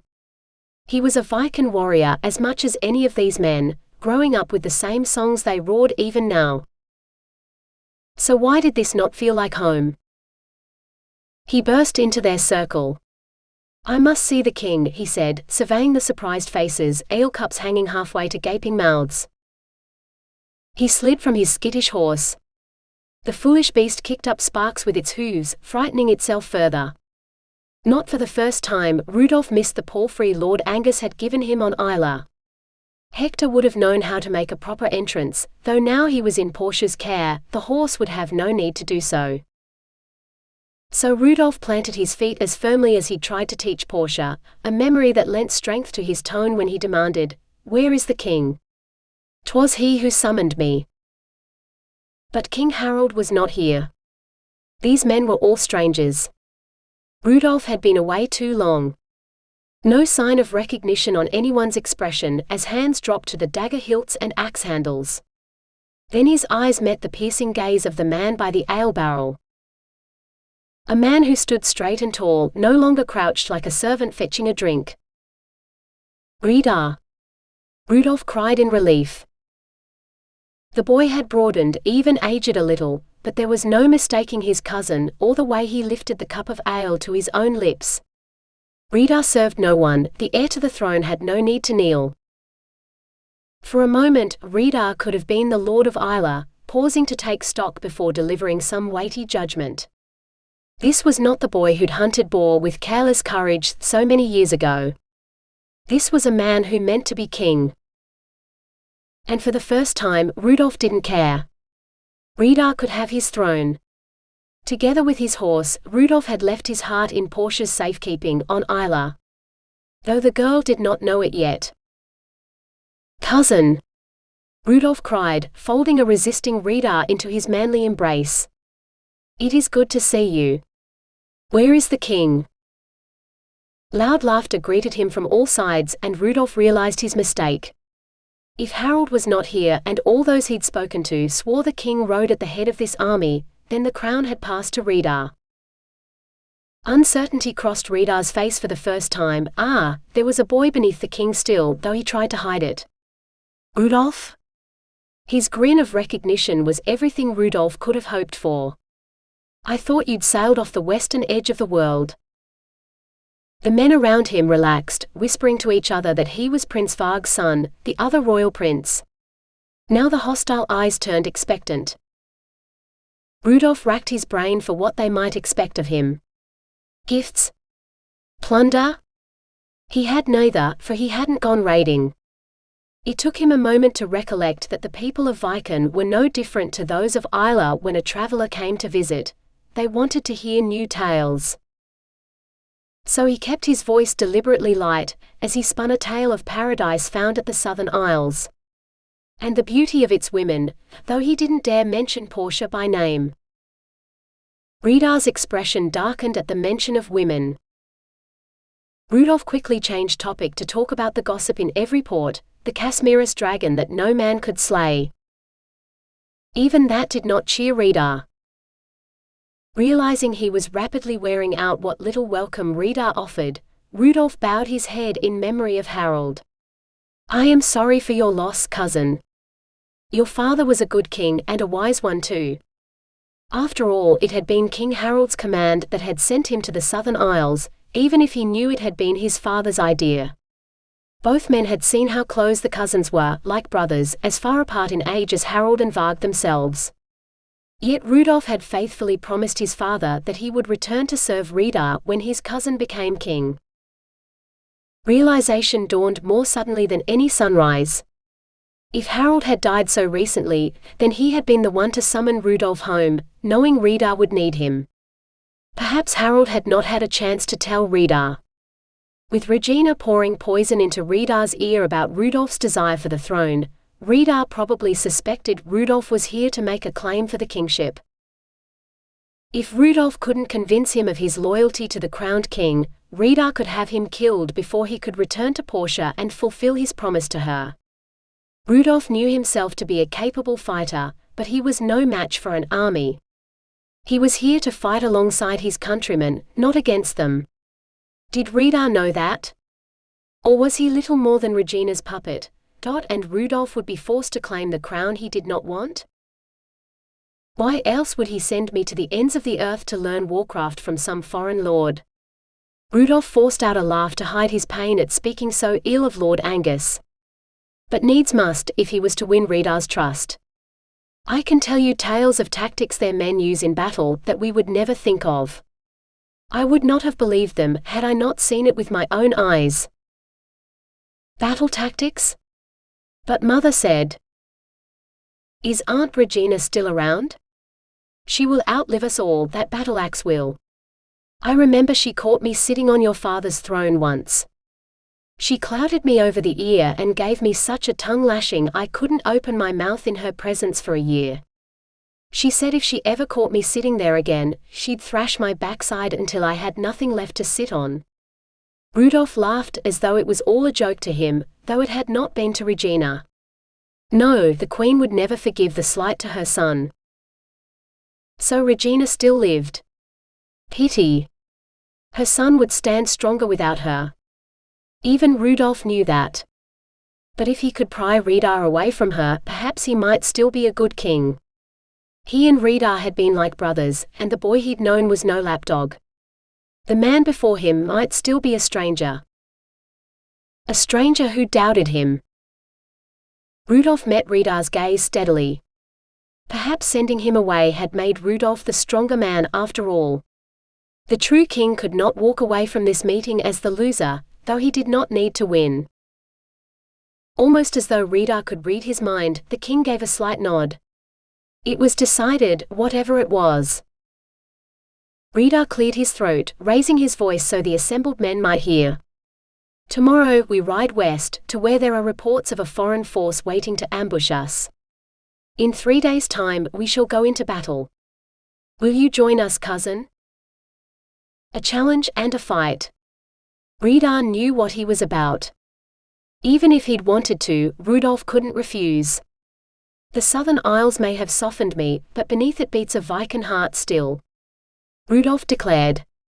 "I will fight at your side like we did as boys. Ale for my cousin. We must toast his return." Rita roared. Another man filled the cup, not Rita this time, but it was Rita the man handed it to, and Rita who then presented it to Rudolf. A masterful piece of theatre. But Rudolf was better versed in such things. Regina would never have allowed her precious son to play act, but Portia and her sisters had pulled him into their playing as often as they could. Rudolf took the offered cup with both hands as though it held the blood of the Saviour himself. He held it aloft as he knelt before Rita, praying he wouldn't spill any. It wouldn't do to splash the king's shoes. He raised his voice to a shout that matched Rita's for volume. "Nay, a toast to my cousin, the new king of Viken. May his reign be long and filled with so many victories the bards forget to sing of anyone else." Silence reigned for a long moment as the other men waited to see their king's reaction. Rudolf barely caught the tiny nod, but it was there. Rita might not be perfectly comfortable in the role yet, but he was definitely their king. The men shouted, raising their own cups to second Rudolf's toast. Only then did they offer him a place at the fire. And Rudolf took it, pleased to be accepted back into the land of his ancestors. A land that was no longer home. 13. If there was one good thing about the threat of war, it was that Portia's archery skills improved. The finger guards Rudolf had given her clung like a second skin even as they protected her, while she loosed arrow after arrow at a target so full of holes it resembled cork instead of wood. "Portia." Portia lowered her bow. "Yes, father?" "I have some men you must meet." Sighing, she unstrung her bow, knowing she would have no more time for practice if they had guests. Sure enough, the hall seemed full of men, young, loud and dressed in their best armor. Lord's sons, she guessed. Now, more than ever, she ached with loss at Rudolf's leaving. He would have greeted the men and deflected their acquisitive stares. Without him, she had the distinct impression they regarded her like a succulent leg of lamb. That desire to devour. Portia shivered, then straightened. She was the lady of this hall, and her welcome must honor the ancient laws of hospitality that bound them all. "Good day and welcome to my father's hall," she said. The men stumbled all over each other to bow. "We thank you, Lady Portia," said a man with hair as red as her own. "I certainly think I will enjoy my stay here." He made no effort to hide his approval as he looked her up and down. Like he was buying a lamb for slaughter, Portia thought uneasily. Angus edged into the hall beside her. "The council agreed that you deserved a guard of your own to protect you, now Rudolf has returned to Viken. Each of the lords offered one of their best fighting men to be your protector. With the prospect of war, I thought it prudent to accept their offers. All of them. Best fighting men? Portia gave a breathy snort as she surveyed the newly puffed out chests and proudly lifted heads. Finest fighters indeed. These were men who did not realize guard duty was nothing to be proud of. Men their lords would not miss. They were certainly no true replacement for Rudolf. "Welcome to my father's household then," she said, fighting to hide her fury. She turned to her father. "May I return to the practice field, please?" With her father's permission, she marched back outside and across the field to the target. She ripped the arrows out, not caring if they took chunks of wood with them. She'd ask for a new target when she'd shot this one to pieces, next week at this rate. Her arms filled with arrows, she turned and found the band of men watching her from the edge of the field. Had they never seen a girl shoot before? She let the arrows clatter to the sod at her feet, then strung her bow. If they wanted to watch, so be it. She would give them a show. Notch, draw, aim, breathe, loose. It was Rudolf's voice whispering the words in her head. Loose. Loose. Loose. Unbidden, a smile warmed her lips. It was almost like having him here beside her once more. "Lady Portia?" This whisper was not Rudolf. "Lady Portia, I just wanted to say that you have no need to defend yourself now, for I would be delighted to do it for you. My sword is always ready." Portia followed his gaze to his sword hilt, raising her eyebrows at the tent his other sword had pitched beneath his tunic. "So I see," she said dryly, turning away. Her next arrow skimmed across the top of the target. As she notched another arrow, an arm snaked around her waist. "Lady Portia, if you will permit me to assist you. I am a skilled archer and I always hit my mark." His hand drifted higher, headed for her breast. Portia stomped on the man's foot and twisted out of his embrace. "Not today, thank you. Not ever." Her next arrow fell short of the target. A heavy hand landed on her shoulder. "Lady Portia, if you but lift the bow a little higher." Portia whirled, drawing the bow back. The heavy-handed one backed up so quickly, he almost landed on his ass. She pointed her arrow at each man in turn, punctuating her words. "The next man who says my name or touches me is going to get an arrow through his manhood. And no matter how small that target might be, I will not miss." When no one moved, she added, "Didn't your fathers warn you about me?" Now they backed up a few steps. All but one man who held his ground. Portia aimed her arrow at the stubborn one. He bowed deeply. "My father, Lord Louis, did indeed warn me about you. He said that one day soon, we would all be forced to fight for our homes, as foreign kings battle over who owns us. And not just us. King Donald offered his son to be your husband, and King Harold will undoubtedly do the same. As the Lady of Isla, you are at the very heart of our people, of our home. When you marry, the council will crown your husband not as Lord of Isla, but as our king. None of us deserves that honor. Not yet. We are here to defend your honor, because to lose you is to lose all the Southern Isles." Now he straightened and lifted his chin so that he might meet her eyes. "Lady Portia, I will defend you with my life.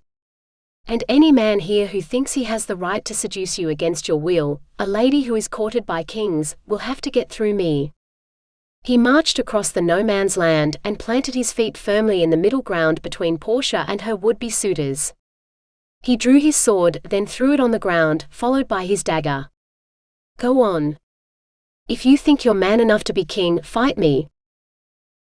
His first opponent was the biggest of them, as broad and tall as Rudolf. He bunched one meaty fist and swung it at young Lewison. Lewison dodged. His elbow swung behind him slightly before he jabbed his own fist into the giant's midsection. The man went down, with Lewison on top of him. They rolled on the ground, kicking and punching, until someone said thickly, "Yield." The two men broke apart. Only then could see Lewison was the victor, while the other man limped away, pressing a hand to his bleeding nose. Lewison's second opponent charged at him while his back was turned. Portia shouted a warning, but the stocky man bulled into Lewison just as he turned to face him, too late to keep his balance. Lewison grabbed him as he fell, so they both tumbled to the ground together. They wrestled for some time, each trying to break the other man's ribs as they rocked first one way, then the other. "Enough!" Angus roared. Lewison rolled away from his opponent. He still had the presence of mind to place himself between the other men and Portia. "You're here to protect the lady, not fight amongst yourselves. I have your oaths, boys. Break them and I will send you home in disgrace." Most of the men ducked their heads, shamefaced. Boys indeed. All except Lewison. Portia held out her hand to help him up. He laughed, waving away her offer of assistance as he clambered to his feet. He wiped away a trickle of blood from his split lip. "My father forgot to warn me about how beautiful you are, Lady Portia. Now I see why a war will be fought for you." Portia shook her head. Her voice was chilly as she said, "Not for me.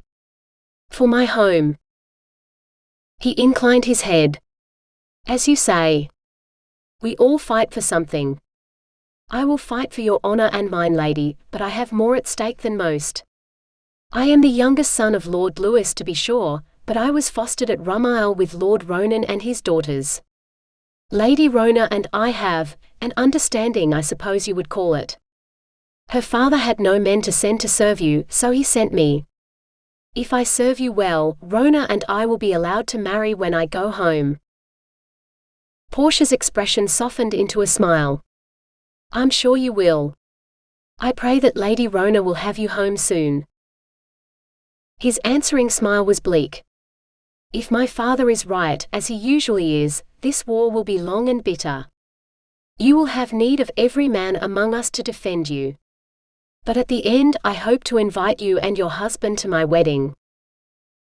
"Thank you." Portia remembered her manners. "What is your name?"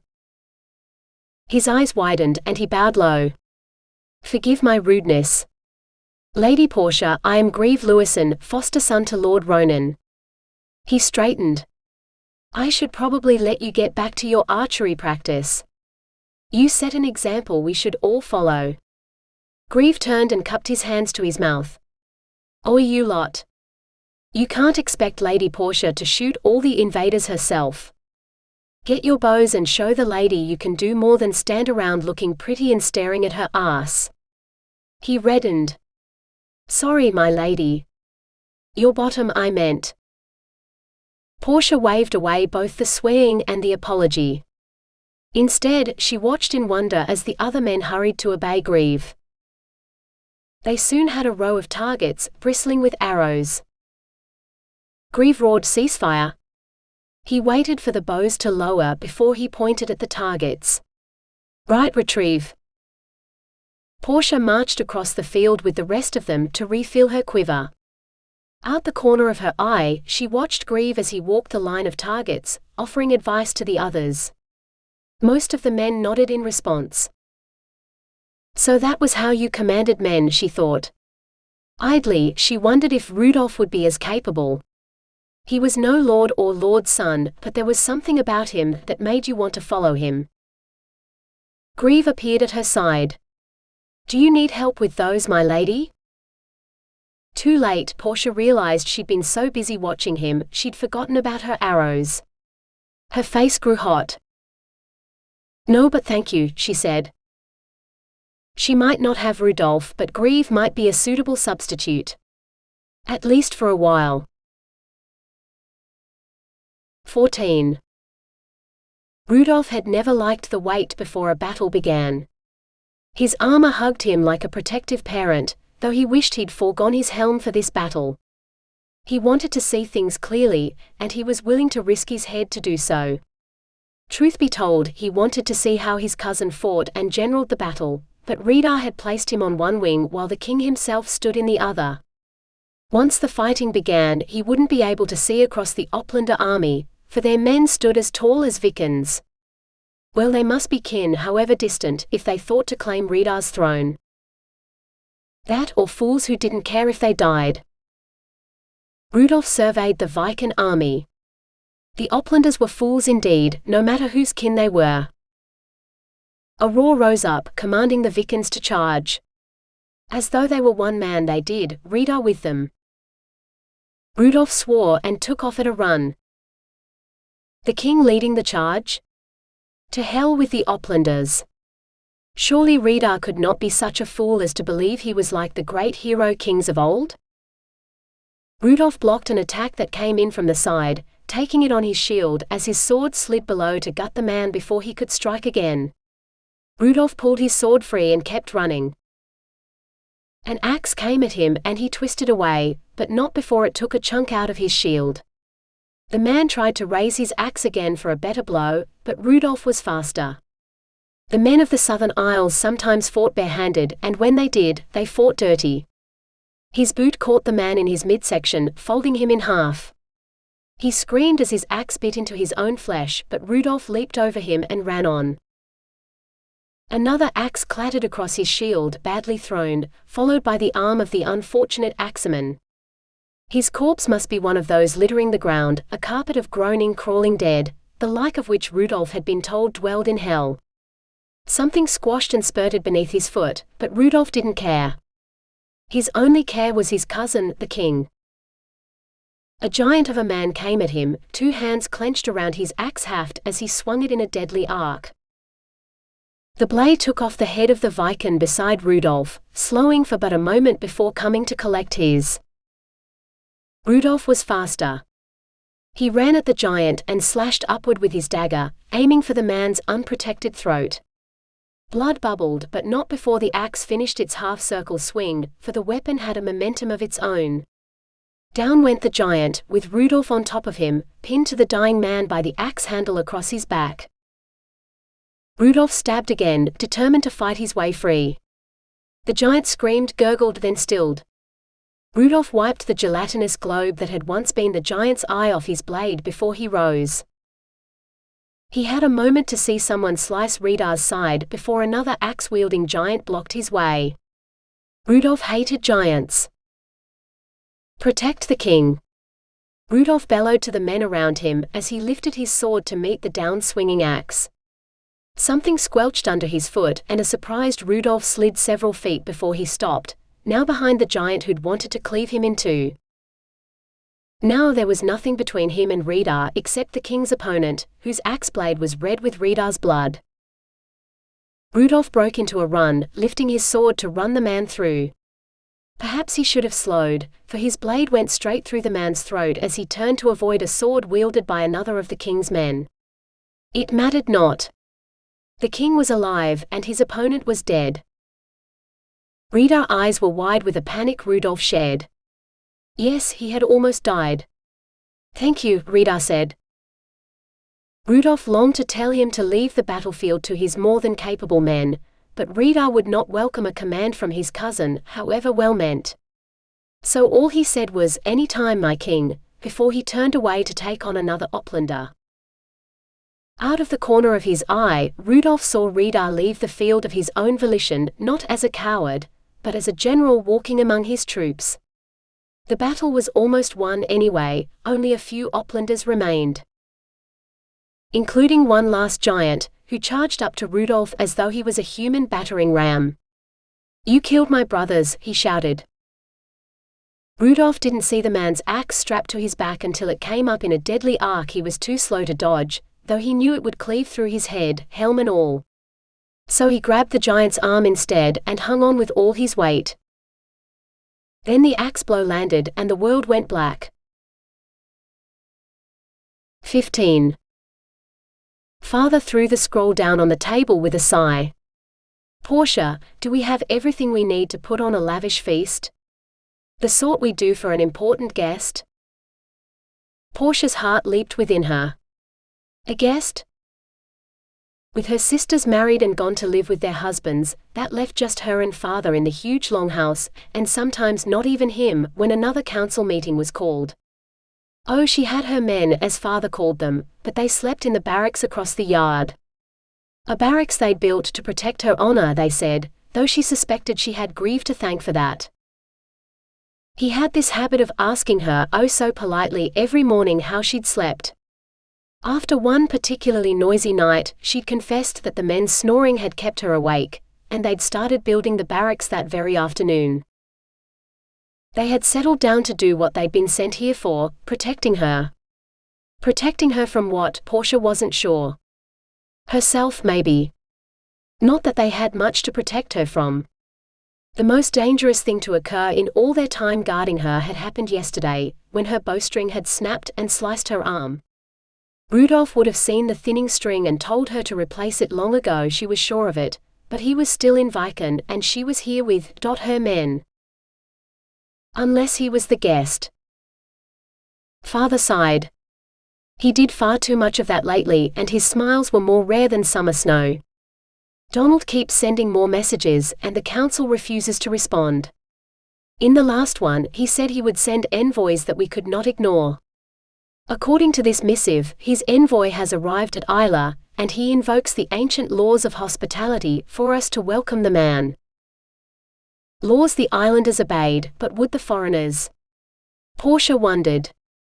Sharing bread and meat with someone under your roof gave them guest right, the right to your protection for as long as they stayed. Accepting this hospitality then gave the guest an obligation to honor the host.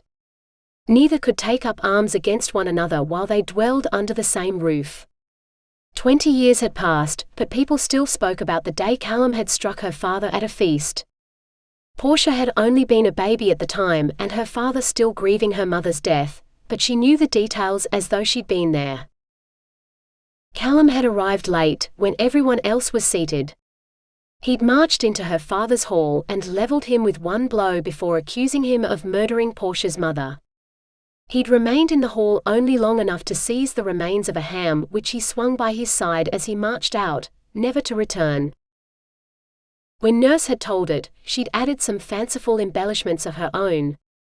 Callum's eyes had glistened with tears, and his usually clean-shaven face had been shadowed with stubble. He'd never shaved since, Nurse said. Or that he'd called down a curse on Angus as he departed, swearing he would lose everyone he loved, a fitting fate for Katrina's killer. Then he'd choked on the ham and she'd had to save him. Given how many times she'd had to save Ali from choking on whatever food she tried to swallow whole in her eagerness to eat, Portia had believed it.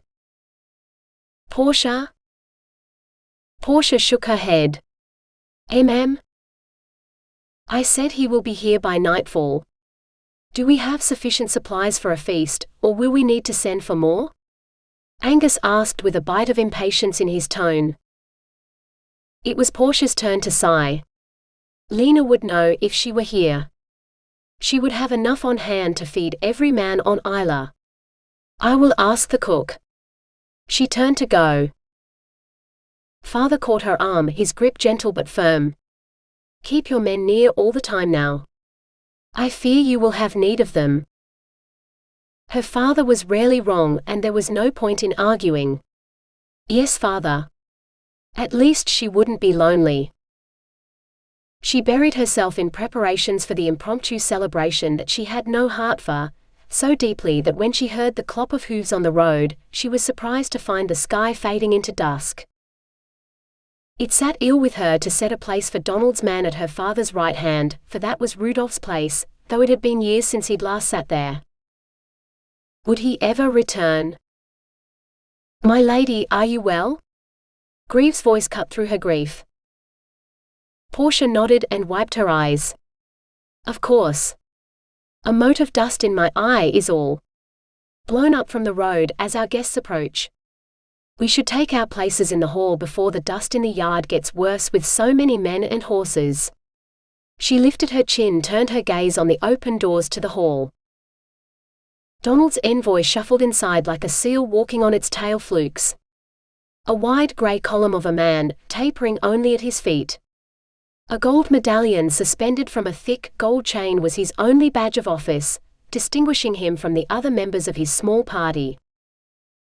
When the envoy reached the dais that held the Lord's table, Father rose, spreading his arms to offer a traditional welcome. "You call this a hall?" the sealman complained. "I wouldn't keep pigs in this." He sniffed. "And where is the girl?" Father hesitated for only a moment, but it was long enough for Portia to feel his anger build. Not that he let it show in his voice. "Sir, I welcome you to our humble home, where you will be offered every hospitality. I am Lord Angus of Isla, and this is the Lady Portia, of whose famed beauty I'm sure you have heard much." "And woe betide him if he hadn't," Portia added silently. "That plain freckled blass looks nothing like a lady or a beauty.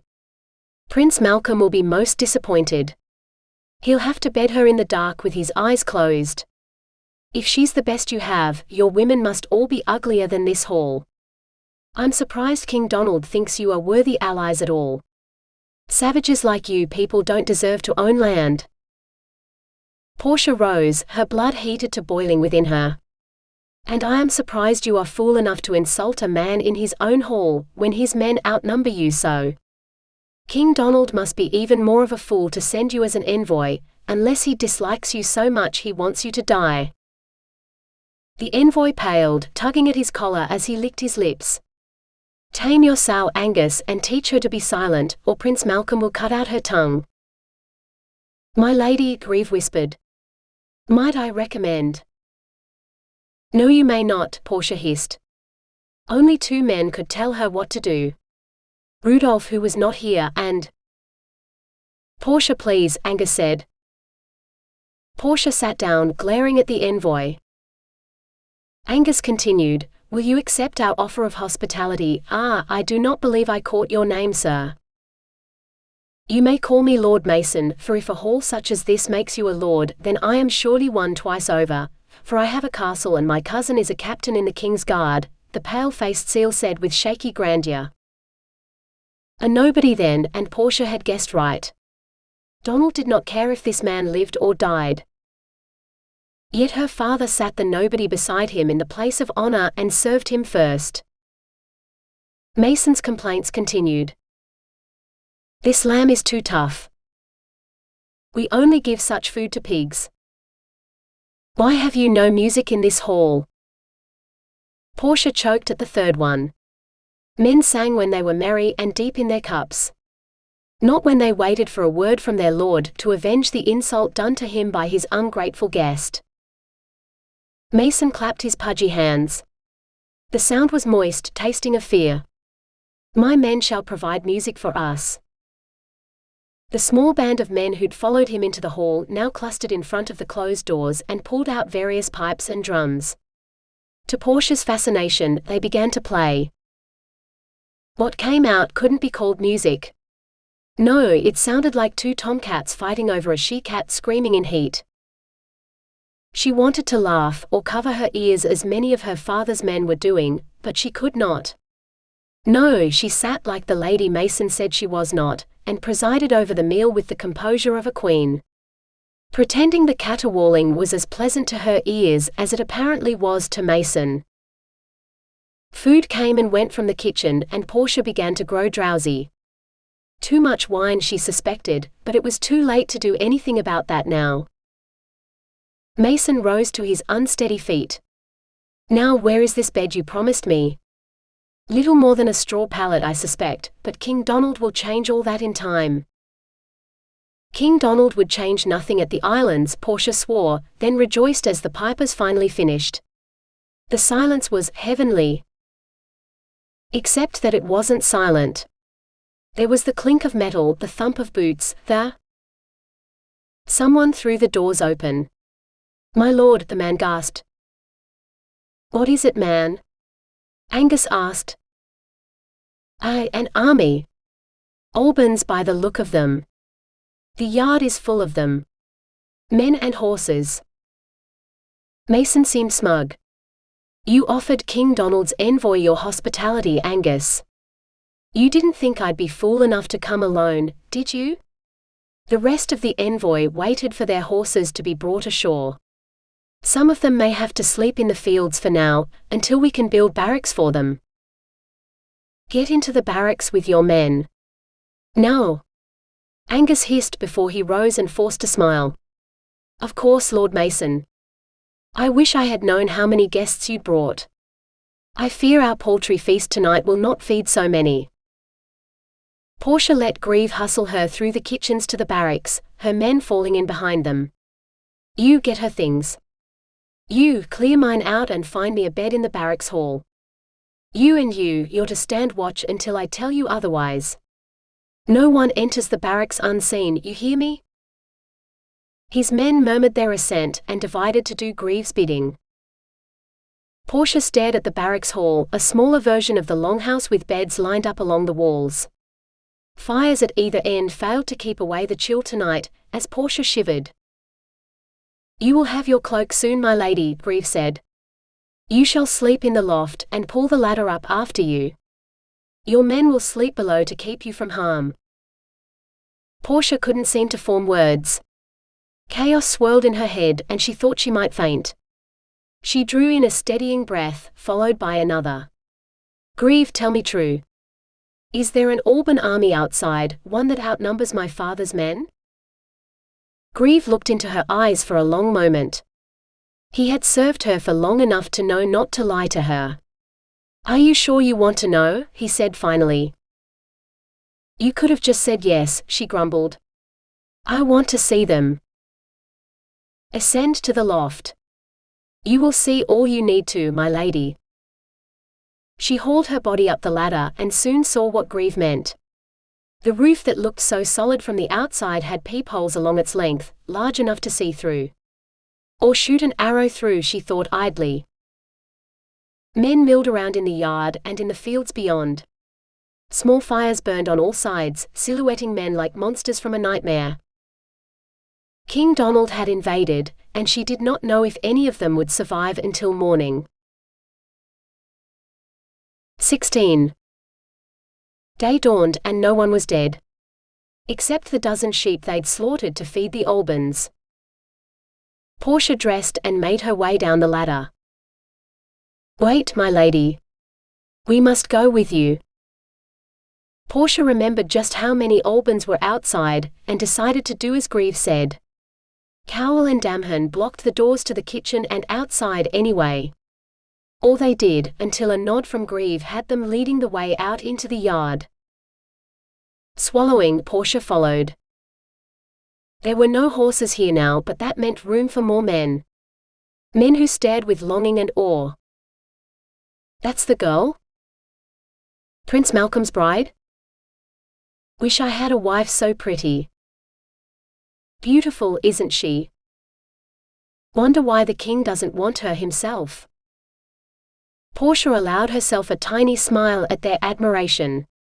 It almost soothed away the sting of Mason's insults from last night. He might think her ugly, but he stood alone. Make way for milady. Cowell bellowed, his hand on his sword. He wasn't the only one. All of them were poised to draw their weapons in her defense. Portia prayed it would not be necessary. As though they'd heard her silent prayer, the tide of yellow tunics parted, bowing with respect that did not appear feigned. She straightened her spine and marched proudly to the hall.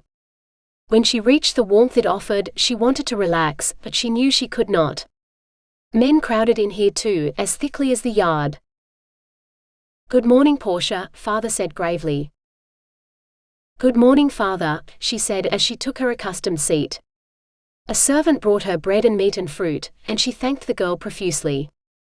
When Mason curled his lip and made a disgusted sound, Portia turned to him and said, Good morning, Lord Mason. I trust you slept well. His response was a wordless glare. I wonder how long you will be willing to endure our humble hospitality. Portia bit into her bread, not expecting an answer. Until something more suitable is built, Mason said. I have sent men scouting for suitable locations already. I don't suppose there's a quarry on this island. Wood and straw everywhere I look. He eyed the thatched roof as though it had insulted him. Portia wouldn't have been surprised if it had. Mason definitely deserved it. "I hope you find what you're looking for soon," she said sweetly.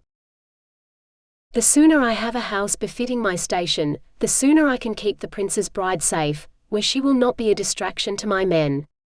Angus, is there somewhere you can keep her in the meantime where she will stay out of trouble?" Mason asked. Portia wanted to tell him that he was the one who'd brought trouble to her island, but her father's quelling glance kept her quiet. Mason wasn't worth wasting her breath. "Portia, it might be best if you took your meals in your chambers from now on," father said. Her chambers? Or did he mean the loft in the barracks? Grieve seized her plate. "Let me carry that for you, my lady." He motioned for Damhen to take her cup. With Dermot following close behind her, Portia found herself herded through the kitchen and back to the barracks. By the time the door closed behind Dermot, Portia was so mad she could spit. "Do you mean to hold me prisoner here? Me? Lady Portia, those are Albans out there. Our people honor you as you deserve, but those men would carry you off, whether you will or no. When they fight battles on their own soil, they expect their wives to follow after them and collect the valuables off the corpses of those they've slain. If one of those men tries to take you..." Grieve trailed off. He didn't need to continue. If someone tried to take her, her men would defend her. That would violate the tenuous truce between guests and host, and there would be war. Her men would die. Her father would die. And Portia herself, she swallowed. Whatever happened, she wouldn't like it. Hiding in a loft was a small price to pay for her freedom and her life. Even if her freedom was restricted to a smoky loft above a room where 10 men slept and snored and occasionally forgot, there was a lady listening. "I will bring you anything you ask for, as long as you stay safe, my lady," Grieve pleaded. "As long as we have you, Donald cannot conquer Isla." If only he could bring her Rudolf. She could endure anything if he were here. "If you swear to bring me news of everything that goes on outside these walls." When she saw Grieve nod, Portia bowed her head. "Then I surrender myself to your care, Grieve." 17. Rudolf woke to someone trying to yank his head off. 1, 2, 3, pull. "No, make that 2 someone's." "Stop, you hellspawn horsens. You'll pull my head clean off my shoulders," he roared. "Will you listen to that? He's not dead after all. The king will be pleased." Rudolf couldn't see through his helm anymore, so he reached up to take it off. The steel wouldn't budge. A careful examination revealed a sizable dent that ran from his eye to his mouth. If he hadn't worn a helm, the blow would have killed him. "Right, let's try this again. You pull, and I'll try to maneuver it so that it actually comes off without taking my head off too," Rudolf said. An eternity of tugging, face-pulling and swaying later, a third man joined in the fray, shoving down Rudolf's shoulders as the other 2 men pulled the helm up. "Fucking horsens, rot in hell!" Rudolf shouted as the steel ripped off his nose, or at least that's what it felt like. When he dared to feel his face, he found his nose still attached but badly broken. "Thank you. I hope you get your hat stuck on someday, so that I might return the favor." They all laughed, including Rudolf. "Because that's what you did if you survived a battle against the odds." Then a healer came over with a cloth he pressed to Rudolf's already tortured nose. "Fuck off." Rudolf mumbled through the cloth, but the healer took no notice. Ridar's wound was tended to, Rudolf noticed with satisfaction as the king sat down beside him. Ridar still looked like something troubled him though, something that made him send the healer away. That got Rudolf's attention. Ridar dropped his voice so low that only Rudolf would hear the words. "Why did you do that? Call the men to me during the battle?" Because he needed the help and he was busy, Rudolf wanted to say, but that made Ridar sound weak. Angus would not have questioned it. Harold had been a fool for not teaching his son the most basic things about kingship. By Lucifer's leathery balls, man. Because it's a man's duty to protect his king. We're yours to command. There's no doubt in anyone's mind that you can fight as well as any man here, and none of us question your right to rule. He tried to smile to lighten his words. But if you fall in battle, I'll have to sit on your seat, and Aunt Regina will never forgive me. What, you don't want a crown, cousin? Rudolph's head throbbed at the thought. Right now, I want nothing on my head at all. My ears are still ringing from the blow to my helm. I would much rather a cup of ale than a crown. And Portia's hands carrying the cup. Redar's face clouded, then he turned away from Rudolf as he called for ale. It took a moment for Rudolf to realize what caused the cloud: suspicion. Regina's poison had truly taken hold in Redar, and he would never be the king he needed to be while he clung to the lacings of his mother's gown. Redar belonged on his fucking throne while Rudolf dealt with the borderlands, and it was time the man saw that. To damnation with suspicion and jealousy and playing politics. They spoke plain in the Southern Isles, and Rudolf refused to dance around the truth any longer. Rudolf seized Redar's arm and pulled him close so that no one might hear his words. If you die without an heir, your crown falls to me anyway. We both know this. Go back to your castle, get yourself a bride, and put a boy in her belly. Several if you can. Let me lead the army in your stead. Redar raised hopeful eyes to meet Rudolph's. To what end, cousin? You have a plan, I am sure of it. Harold had needed Varg as much as Redar needed Rudolf now. Rudolf cursed inwardly. Portia would have to wait. All men plan, but not all plans bear fruit. Rest assured, mine do not need you to die here on a battlefield like my father and yours. I want this kingdom secure as much as you do. These raiders and would-be usurpers must die. Rudolf raised a fist and shook it, as much at the Oplanders as at the Albans keeping him from Portia. Redar regarded him for a long moment, before he nodded slowly. Very well. Will the men follow you? Rudolf laughed. They did today. They're loyal men who serve their king. Why would they not? Angus would not have doubted him. But then Angus knew him as Redar did not. The sooner Redar left, the sooner he could take command of this army and scour the borders of men who thought the king of Viken was weak. The sooner he was victorious, the sooner he could ask to return to Isla with an army to drive Donald from her shores forever. 18. News trickled in slower than the rain leaked in through the thatch above Portia's bed. Oh, she'd moved the bed and set a pot beneath the leak, but it hadn't helped speed up the messengers bringing word to Angus about what had befallen the rest of the Southern Isles. Befallen was the right word, all right. Most of the Isles had fallen, much as Isla had. Islanders were hospitable folk, after all. There were exceptions, of course.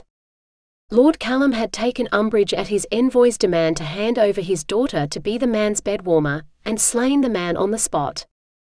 Dermot had lost 2 brothers in the ensuing brawl, but Lord Callum still lived, albeit under the heel of an Alban boot.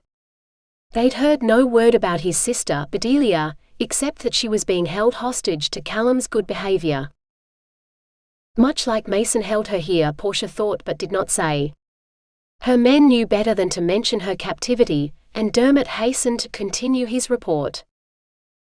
Lord Lewis alone holds out against the invaders, he announced with a nod to Grieve. A contrary sea delayed the invaders' ship, so the rider Lord Harris sent from Orkhan Isle reached him in time to warn him of the treachery of Donald's envoy. Marn met them with a storm of fire arrows, as though they were the Viken raiders they hate so much. Some still made it ashore though, and now it is war on Myroy Isle. Lord Lewis has disappeared, leaving Marn in his stead, intent on killing as many Albans as he can. Marn was promised to Bedelia, Portia remembered. She hadn't realized it was a love match until now, but there was naught she could do about it. War parted too many. Grieve and Rona, Bedelia and Marn, her and Rudolf. "Is there any word from the Viking king?" she blurted out. "Surely Rudolf would return if there was." "None, my lady. Or none that we have heard anyway," Grieve said. "Mason has been absent much these last few months, though I hear he is still on Isla. Building somewhere suitable to keep a princess, or so he says. Any man with experience in working stone has been called to help with this edifice the man insists on building.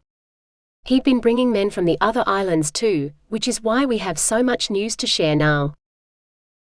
"Any news of Rum Isle?" Portia ventured. Her men exchanged uneasy glances. There was news, but it was not good, Portia guessed. Yet Grieve grinned. "Lord Ronan's longhouse was burned to the ground with no survivors, 'tis said, and the Albans have left the isle entirely, for there is little left on the barren rock." When the others stared at him, he added, "My Rona is a witch, gifted with fire. Nothing burns on that isle that is not under her power. A blaze that could destroy her father's turf longhouse has to be her doing. My lady lives." Portia wished she had his confidence about Rudolf. At least they had something to celebrate. "Fetch some wine then. We shall toast the health and courage of Lady Rona, Lord Lewis and all who still fight." Wine was brought and poured.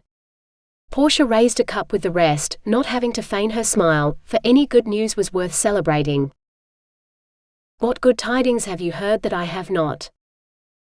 Her men scrambled to their feet, wine spilling as they remembered to bow to Lord Angus.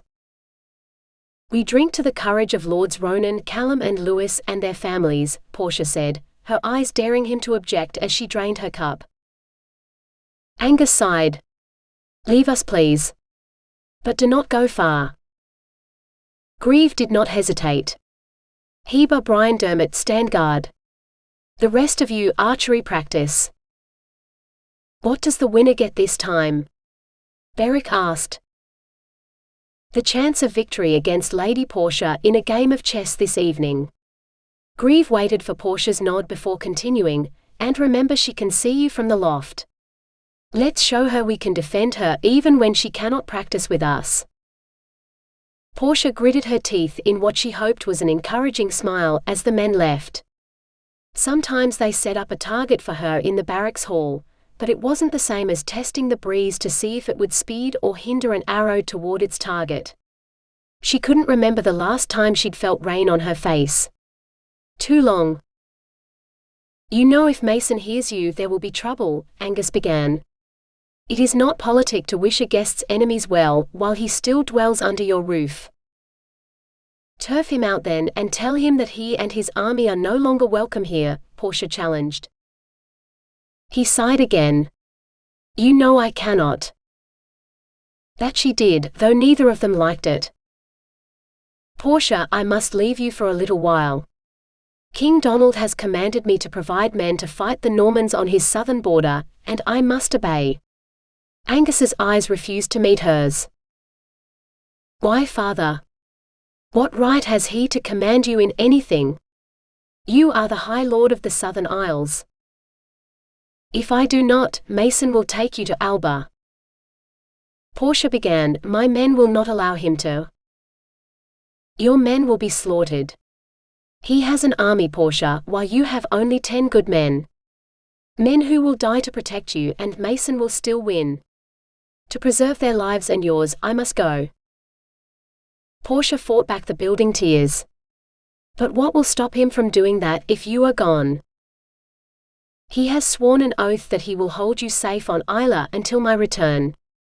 I have seen the fortress he is building, and if any edifice can be considered impregnable, it is that place. Please, Portia. Give him no reason to go back on his word. I know you do not like him, nor do I, but if you cross him, it is not just your life at stake.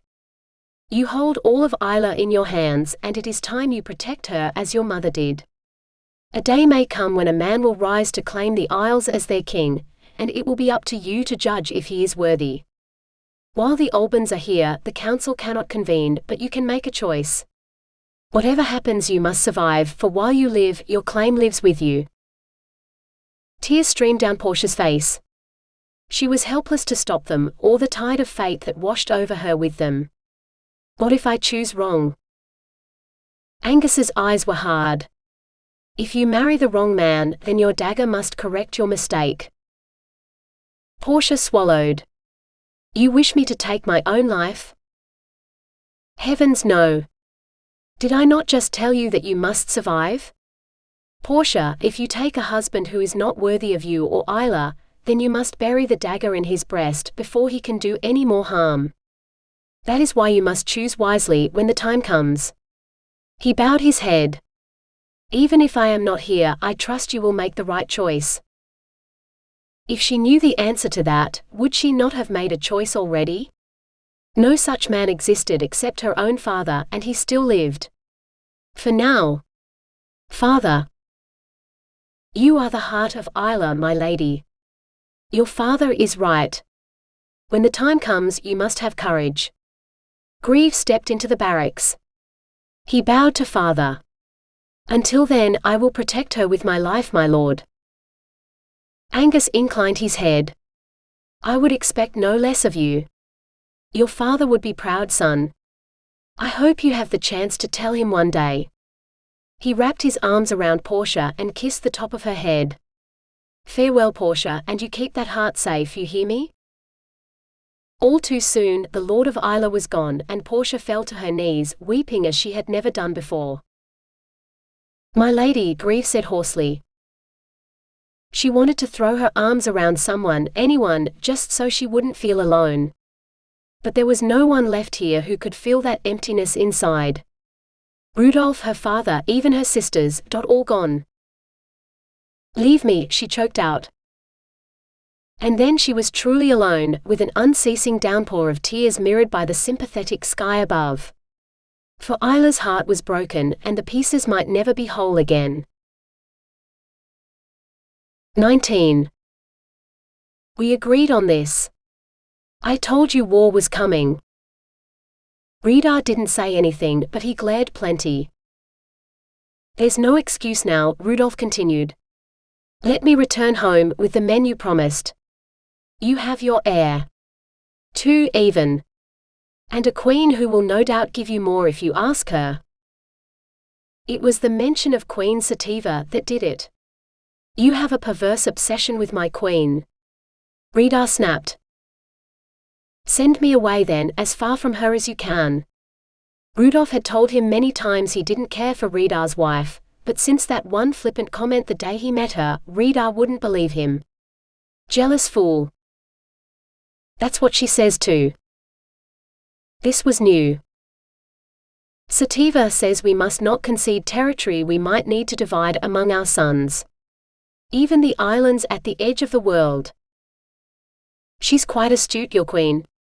Did she tell you how many men to send with me too? Rudolf fought not to sound mocking, but he wasn't sure he succeeded. A large raiding party. 3 ships. Rudolf's eyebrows rose. He'd hoped for one. 3 was unexpected bounty. Thank you. But you may only take volunteers. I won't order any man to die so far from home. You don't seem all that concerned about me dying, Rudolf said. I'm not ordering you anywhere. If you weren't such a stubborn bastard, I'd order you back to the borderlands, but you want to be a hero to save these islands. Rudolf eyed him. If you can't, I order you to sail right back here so I can tell you I told you so. I will not fail, Rudolf said coldly. I've fought more giants than I can count, protecting your borders. Albans will seem like mere children in comparison. Rudolf grinned. If the Albans are so soft and tiny, there would be no need for you to go back then, would there? The Southern Islanders would have defeated them already. That was what worried Rudolf most. They should have. Unless the Albans had tried some trickery that the Islanders hadn't seen until it was too late. Surely Angus or Lewis. You did not see them. Like men who have been at sea too long, their arms and legs like sticks. Driven away from their own land. They weren't fighting men, Rita. These were Vikings who'd settled on Isla to farm it. Fishermen, farmers, wives, children. Slaughtered and their village burned to the ground. Those who made it to the boats and arrived here may as well have been ghosts. Rudolf shook his head, but the images would not leave him. A foreign king has laid claim to our land and killed our people. I will not endure it on our northern borders, and I will fight it in the southern reaches too. Like Sativa when we found her. Rudolf bowed his head. Only now did Rudolf realize why the king had refused to see the refugees, though he had not refused them anything else. Sativa had been captured by pirates on her way to marry Rita, and Rudolf had seen her the day she arrived in Viken. With her torn, bloodied clothes barely covering her emaciated body, Sativa could have been one of the refugees on that fishing boat. Rudolf had spoken to them all, every man, woman and child. In between slurps of stew from the king's own table, they'd told him what they knew of the situation on the southern isles. The Albans had conquered them. How, they did not know. It seemed the lords had come to some sort of agreement with them almost overnight. Even Angus, though Rudolf did not want to believe it. Angus could not have known about the attack on their village, they'd said, for he was off fighting some foreign war on Alban soil. And Lady Portia, he'd asked, not wanting to know the answer. Vanished, he was told. No one had seen her since the Albans arrived. She'd last been seen at her father's longhouse, with the young lordlings who were never far from her. They were still at the longhouse, they hadn't gone to war with Angus, which was strange. They did archery training in the mornings, for all to see, Alban army or no. But there was no woman among them. Portia is still there on Isla. I know it, Rudolf said, more to himself than his king. If it were Sativa, would you rest before you had rescued her? I sent our ships out to find her. East, west, north, south, I searched everywhere. And if she had not come to me, I would be searching still, Rita said. He seemed to see Rudolf clearly for the first time. Will 3 ships be enough? I do not know, and I will not until we get there. Some said the Albans had conquered all of the islands, while others said some still held out. Myroy rum, I would have thought Isla too, and if there is still fighting there, that is where I will go first. If the islanders know I am there to help, that I come in your name, surely they will join with me to drive out the invaders. Rudolf could not allow himself to believe otherwise. Angus and Lewis were honorable men. They would not have sent him to Viken to beg for help from Harold and now Rita if they'd meant to ally themselves with Alba. I still owe you a barrel of ale I promised you from my wedding, Rita mused. I'll send it for your wedding instead. Do you love the girl, Rudolf? Rudolf didn't hesitate. Yes. I've thought of nothing else since I left. Every other woman I've seen only makes me think of her. Even the Queen. Rita seemed to have forgotten his earlier jealousy. Do they look so alike? Rudolf laughed. Your queen is like a statue made of gold and ivory, a goddess our ancestors might have worshipped in the old faith. Portia is a mighty blaze wrapped in lamb's wool. All that passion and power, trapped in a person as soft as goose down.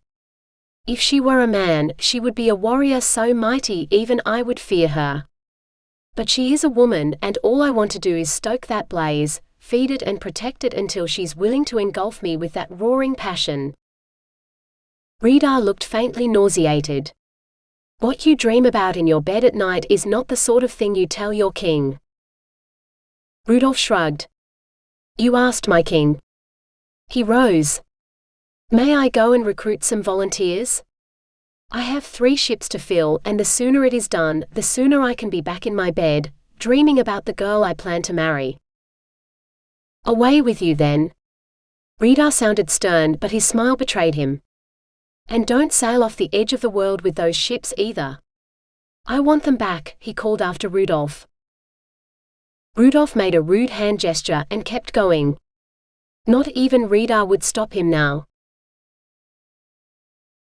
20. When Isla rose out of the mist, Rudolf let out a war cry from the bow of the sea wolf. His men took it up, echoed by those on the sea dragon and the sea lion.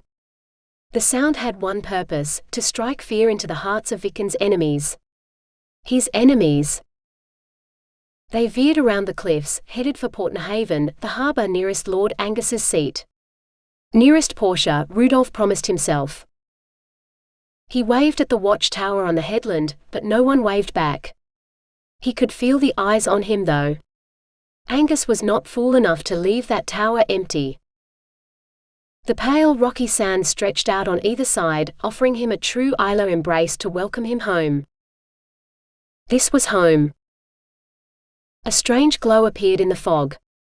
A glow that spread along the beach like a trail of witchlights in the mist. But witchlights were white. Fire arrows! Rudolf bellowed, but the warning came too late. The first flaming missile took Stur in the chest, toppling him overboard. Irian let out an impressive string of expletives, and his men started rowing the sea lion away from Isla instead of toward it. A volley of arrows peppered the sea dragon's sail, scorching the wool that was fortunately too wet to burn. Frey ordered the sea wolf to retreat, for Rudolf was too shocked to say anything. The men of Isla knew his war cry. They'd fought beside him often enough in the past. Had they all forgotten him? He hadn't been away that long. When he'd managed to recollect his wits, Rudolf ordered his men to sail to 2 other landing spots on the island, but the fog had lifted by the time they reached Mashery, revealing the row of archers waiting for them to come into range. The third landing place was at Kildalton, where the Viken refugees had come from. Where a thriving town had once stood, now there was nothing but scorched ground, surrounding the stone church and cross that the invaders hadn't been able to burn. But behind the blackness was a sea of tents. An army camped here, and a shout from their man on watch soon had them lining up archers, ready to shoot Rudolf and his men. Despair descended on Rudolf as it never had before. To be so close to Portia, and not even be able to land on Isla? Fate was a cruel bitch. "My prince, what about Myroy?" Frey asked. "There were no archers there when we passed." The man was right. Lord Louis ruled Myroy, or he had, and he had been a friend to Rudolf for the little time he'd known him. He might have news about Portia, and what awaited them on the other islands. "Set a course for Myroy Isle," Rudolf said. He'd return to Isla, and next time he wouldn't leave until the whole island was his, Rudolf swore.